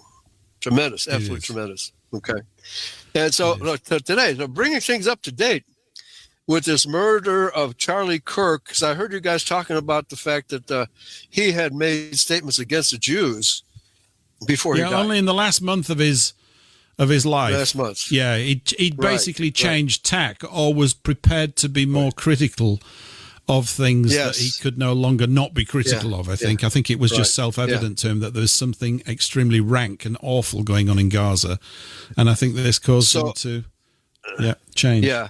I think we have reached the prophetic statement by Yahshua Messiah, Jesus Christ, when he said that, sorry, I have to go back to Luke, I think it is. I got two pages. I think we'll wrap up in about 10 minutes. We'll overrun by about 10 minutes here, I think, Eli, if that's okay with you. Right. Is that okay with everybody else? Sure. Yeah, it's okay. Cool. You don't mind if I just, it's really interesting. I'm going to catch up tomorrow because I'm really tired. So excuse me if I zoom off. Hope you don't think I'm That's rude. fine, Eric. That's okay. Okay. See you tomorrow, mate. I'll listen to you, Eli, on catch up tomorrow. Thanks. It's so rude of you to fall asleep during my sermon. But now he'll be dreaming of what you've said. It'll go into his subconscious and he'll remember a lot. Right. We'll catch up soon, Eli. Good night. Bye. Cheers, mate. Bye-bye. Bye-bye. Cheerio. All right. Matthew 10:26. Fear them not. We're talking about the Pharisees, the Edomites. Fear them not, for there is nothing covered that shall not be revealed, and hid that shall not be known. Okay, we're living in the time of the revelation because people are waking up to the fact that nobody in power can be trusted. That's axiomatic today. Okay, It's just a matter of time before they realize that the real power behind the throne is the bloodline of Cain. It's only a matter of time before people. And Charlie Kirk was on the right track. They cannot allow people to wake up to this fact that it's the Jewish banksters who rule the world. That's another subject that Judeo-Christian will never cover. Banking. But what the main act that Jesus did was whip the bankers out of the temple. No, can't talk about that. No, can't talk about that. Can't talk about the Pharisees. They won't talk about the Pharisees. The first four Gospels are all about the animosity, the enmity between Jesus Christ and the Edomite Pharisees. Every single word. But there's smatterings of hope thrown in. It is the gospel, after all, the good news that our Messiah has come. But it's also about tribulation. The book of Revelation starts with the words, "This is the record of the tribulation that is to come." Okay? But they want to smith. It's the fuzzy? What's it called? The fuzzy gospel? Fluffy. Fluffy. I think Nathan's coined a new religion called Fluffianity. The fluffy gospel. The fluffy, right. Yeah, it's copyright Nathan Lucius at fluffianity.com. There you go. There you go. You're welcome. It's it really sums it up well. It's a very good word for this. It really is. Yeah. It does. Because modern Christianity is so preoccupied with, I want to be saved. I want to make sure I get to heaven and blah, blah, blah. But they don't follow the rules that will get you to heaven. And they say, oh, the day I got saved. Well, how do you know you got saved that day? Show me the evidence, because the gospel clearly says that if you really have Jesus in your heart, there will be evidence of it in your actions, right? By their fruits shall you know them. If you have good fruit, then you're probably getting into the kingdom. If you have evil fruit, you're not getting into the kingdom. The book of Revelation says very, very plainly, liars, murderers, thieves will not get into the kingdom. And Paul says several times that homosexuals are not getting into the kingdom either. Oh, you can't say that in church. No, not now. Well, they all changed their stance on that in line with the agenda. It just goes to show how strong the church's morals are, or rather sticking to scriptures. Yeah. It's a bit fluffy, isn't it? That one, a bit wavy. Yeah, a bit flexible. Yeah, well said. Yeah, as a matter of fact, when I was in Chicago a couple of weeks ago, one of my congregants said, it seems to me that the morality of the churches has descended to the level of the secular world. You got it, bro. You got it, bro. Anything goes. It's the church of anything goes. Again, it depends who's offering the bribes, isn't it? And, who's got the biggest payout. Right. We'll change it in line with that, I guess. But it's fascinating. By the way, thank you for that. I mean, I don't know how much was lost through the stream midway through, but I mean, hopefully people heard enough of it. But Paul's going to come to our rescue, because Paul's got a full recording. I got nothing for 15 minutes because I literally had no power doing anything at all. So that's what happened. Right. Yeah. Actually. But the stream never stopped. And so we kept. No, you're cool. You're in here. That's fine. But the stream did stop because I handled. Anyway, don't worry. It's technically boring stuff. But basically, the audio stream is. So when the podcast is published, and you'll hear all the bits that I didn't hear. Maybe they heard them anyway, but things jumped out. So for those of you that want to review the show, the podcast will be published shortly after the end of this show, and it'll be okay. But yeah. Yeah, I just want to mention one more thing. Yes. Because America is the only Christian republic on the face of the earth. It was founded by Christians for Christians, and not for Hindus and Muslims and Jews. No way. It is a Christian republic, and no king but Jesus is the slogan of the American Revolution. Remember, the Jews said, "No king but Caesar." Mm-hmm. Right? That should tell you something. But there's a segregation movement called Return to the Land. It's growing by leaps and bounds. The first segment was in Arkansas, which I've already joined. They're going to have a big convention in October, which I plan on attending. And so it's racial segregation for white people. Okay. Yeah, I mean, isn't that really what Scripture says? I mean, I know they always coin it as, you're a white supremacist, because that's another great way to demonize people that want to actually learn about this stuff. Right. But the instruction is to remain separate. Yeah. That's right. Because then things work for everyone. They don't work just for us. They work for everybody else as well. Yeah. That's and history proves that whenever we bring in non-whites to work for us as slaves or for other things, our civilization begins to fall apart. Yep. Okay. Because we get fat and lazy, let them do all the work, and then we hire them for cheap and work against our own kinsmen, and that should never happen. Okay, but now it's being orchestrated. Their fault. It's ours. No, it's not their fault. It's ours. Exactly. It's our fault. We're completely responsible for this mess, except most people, of course, don't have the knowledge to see that, and so end up blaming or getting all punchy and all this, that, and the other, and easily then deceived into going combative about all of these sorts of things. It's ridiculous, really. Right, yeah. But there we go. Yeah, because rich white people make money off of importing non-whites into our countries in partnership with the Jews. That's how it works, okay? They do. I think we talked about how during the Middle Ages, the Jews got their franchise to collect taxes and start liquor companies in partnership with the nobility. So our nobility has always been in partnership with the Jews to oppress us. That was the warning given to David and to the Israelites of the day, and we're living that out. Eli, we're gonna have to have you back again. I want to, and just to let you know, if you haven't got a copy of Eli's books, or book, The Great Impersonation. You can get it from moneytreepublishing.com. Also, Eli's on Radio Soapbox and Eurofolk Radio every Sunday from 3 p.m. to 4:30 p.m. UK time. Work that back into Eastern time, but we're 5 hours ahead. What's that? 10 a.m. to 11:30 a.m. Eastern. Right. That'll change a bit when the clocks go all doolally. But not again. About that. Thanks for that. Yeah, great. Well, it's in October, but I'm just gearing up for it. Sorry about the technicals this week. If you've missed stuff, go to the podcast. We'll be back again at the same time, and we won't have any technical troubles next week. Thank you, Eli. Yeah. Thanks, Well, Nathan. depends on Thanks the everyone subject for being here. Thank you, guys. Cool. All right, pleasure. Take care. Bye. Pleasure. Bye. You can carry on talking to one another now because we're not getting broadcast, okay? Okay.